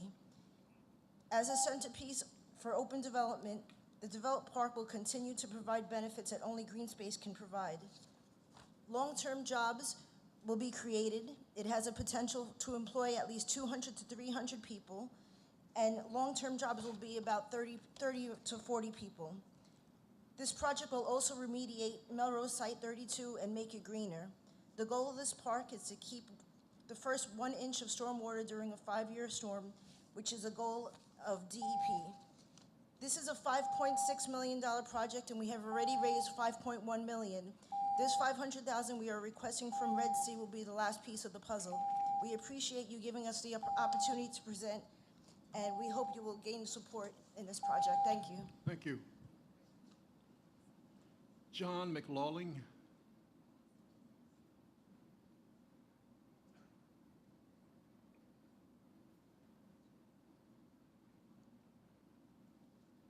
Good afternoon. My name is John McLaughlin. I'm the Director of the Office of Ecological Services with the New York City Department of Environmental Protection. I'd like to thank the Regional Council for this opportunity to present this afternoon. I actually have a series of 3 projects. We believe they are all consistent with the Governor's goal of making New York State more climate ready, resilient, and sustainable going to the future. They are also consistent with the President's announcement today of some new climate change initiatives. So I'll just start off with the first project, and it's a project in Oakland Ravine. It's a stormwater project within the Alley Creek watershed. That's in Bayside, Queens, near the Queens-Nassau border. Historically, stormwater would have naturally and slowly infiltrated through the soil from the top of the ravine and supported a diverse freshwater wetland system at the bottom. Today, however, that water is diverted away from the ravine through pipes and has significantly changed the hydrologic function and species composition along the ravine. This project will help to provide appropriate hydrology along the top of nearly a 1,200-foot section of the ravine by diverting stormwater down the slopes and providing infiltration practices and changing the species composition. That will also provide valuable habitat and ecological function. In addition to our partnership with the New York City Department of Parks, DEP would also like to collaborate with nearby Queensborough Community College. We see this as a unique opportunity to collaborate with researchers, professors, and students at the college where they can help to implement and help with monitoring of the project. We are familiar with many of the required elements within the regional counseling criteria. We're confident that we can meet all those elements for this particular project, and we believe this has application in other areas around the state. Second project is on Staten Island. Hurricane Sandy has sadly reminded us of how vulnerable our infrastructure and residents are along the coast. Particularly hard-hit areas included the Rockaways, Coney Island, and the South Shore of Staten Island. In collaboration with the National Park Service, DEP is proposing to remove historic fill on an area in the Oakwood Beach section of up to about 53 acres. And the creation of tidal wetlands and vegetated back dunes will help protect this area from rising coastal waters. It is also adjacent to the area of the governor's buyout program for some of the homes in the Oakwood Beach section. The project is also consistent with the Community Wildfire Protection Program that has federal, state, and local backing through the removal of an invasive plant, Phragmites australis. We hope this, will provide protective barrier, and we appreciate funding from the council. Thank you very much. Thank you. Nettie Compton. I'm back. Hi. In this instance, I would like to speak on behalf of my office. I'm the Director of Green Infrastructure at the Parks Department, and our proposal is called Greening the Gap in East Harlem. This past spring, a studio of students at Hunter College, in partnership with Trees New York and the Harlem Community Development Corporation, as well as an advisory committee which included myself, explored the opportunities of green infrastructure and revitalization within the community of East Harlem. That process involved extensive community outreach, surveys, and workshops to engage the community to re-envision how their neighborhood can function as a green space and also improved access to their waterfront. An excellent report came out of that process, but now runs the risk of just being something else to sit on a shelf. And now is the opportunity to pursue funding to begin putting some installations in the ground that takes advantage of this current energy and momentum. We propose to build about 20 to 30 green infrastructure sites throughout this neighborhood in a density that has a great impact on this area, currently suffering from high rates of asthma, obesity, unemployment, and lacking in tree cover. We would like to beautify the neighborhood throughout to improve the everyday experience of a person walking through this neighborhood. So individual locations spread throughout as opposed to just one point of a park. We will mitigate climate change impacts through reductions in the urban heat island effect and absorb stormwater in this combined sewer area that's not currently slated for green infrastructure and reconnect the neighborhood to its waterfront. We plan on engaging the community throughout through Partnerships for Parks and Trees New York, involving them in the site selection to determine areas of greatest need, design ideas and plant selection to engage them in the design process, and also long-term stewardship, maintenance, and care of these sites to train them in that process. We also plan on partnering with Columbia University to essentially create a green research district in this neighborhood. Columbia was interested in matching funds for this project to study the performance of these sites, the water quality benefits, and as well as how these are performing. We need to build these sites at this sort of scale to get a sense of the neighborhood-wide impact and have sort of scientifically valid information coming out of this, using this data to inform not only how we at the Parks Department can do better in how we design these sites, but also nationally use this data to really make this district a destination for people to look at innovative green infrastructure. We also plan on incorporating the use of citizen scientists to engage the community in the process of data collection and understanding what's going on in their neighborhood. Overall, this proposal will transform East Harlem in many ways while advancing the science of green infrastructure. Thank you. Thank you. Wynn Wharton. Wynn Wharton.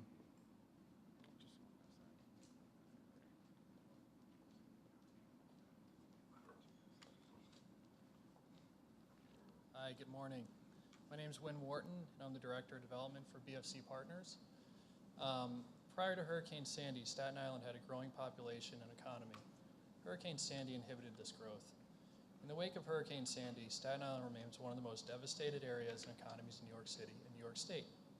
It'll take a spark or a catalyst in the form of a transformational project such as Empire Outlets to help get Staten Island back on its feet and positioned for sustained growth and relevance in the future. Empire Outlets is a private development located between the Staten Island Ferry Terminal and the Richmond County Ballpark. Empire Outlets will act as a gateway to Staten Island for all that visit via the Staten Island Ferry. It's comprised of 350,000 square feet of retail, a 130,000 square foot, 200-key hotel, and 1,250-car parking garage, which services the aforementioned uses, but more importantly, it serves as commuter parking for the Staten Island Ferry Terminal. Empire Outlets will create approximately 800 direct construction jobs and approximately 1,000 direct permanent jobs from operation. In addition, our team is working closely with local and city nonprofit organizations, as well as institutes of higher education to provide job training and job retention programs that target the local community and MWBE subcontractors and businesses. Empire Outlets also will serve as a significant tax generator for the local, city, and state governments by capturing additional tourist spending and local and city spending that currently migrates over the borders to New Jersey and to Connecticut. Aside from the local, city, and state economic benefits that this project provides, it also serves as a valuable role in creating a more storm-resilient Staten Island. Staten Island and its infrastructure suffered huge losses as a result of Hurricane Sandy. Empire Outlets has been designed to play a crucial role in fortifying key Staten Island infrastructure, such as the Staten Island Ferry Terminal and Staten Island Rapid Transit Control Center, and protecting them against devastating future losses. Empire Outlets represents a $250 million private investment in Staten Island during a time that it's needed most. This project is currently in ULURP and will be ready for groundbreaking in the first or second quarter of next year. Staten Island has been long awaiting a transformational project, and this seems to be the perfect one at the perfect time. Thank you on behalf of BFC Partners and Empire Outlets. Thank you. Thank you. Daniel Walsh. Good afternoon. Excuse me. My name is Daniel Walsh. I'm the director of the New York City Mayor's Office of Environmental Remediation, and I run the New York City Brownfield Cleanup Program, the nation's only municipally run brownfield cleanup program. On December 19, 2012, my office was awarded $500,000 in REDC funding, and as promised, that money is now being invested in the cleanup of 25 shovel-ready brownfield projects here in New York City. In addition to cleanup, development of these brownfields is estimated to produce about $750 million in new capital investment, about 2.5 million square feet of new development space, about 750 permanent new jobs, about 250 affordable housing units, and in the long term, about $250 million in new tax revenue to the state of New York and the city of New York. What's most gratifying to me is that these properties are predominantly in historically disadvantaged communities. And on average, these properties have been vacant for almost 2 decades. So in sum, we're using REDC funds now to take blighted brownfield properties in some of our poorest neighborhoods, cleaning them up, making them safer, and bringing new development, new jobs, and affordable housing exactly where they're needed the most. This relationship has been tremendous, and the investment has been tremendous as well, and we'd like to continue this. We have many more shovel-ready brownfield projects here in New York City, and in 2013, we'll request $2 million in additional REDC funding to fund 80 additional brownfield projects, cleanup projects. And in conclusion, I'd like to thank Chancellor Goldstein and the council board members for the opportunity to speak here today. Thank you, Mr. Walsh. Are there any other further speakers? There being none, I think the meeting is adjourned. Thank you.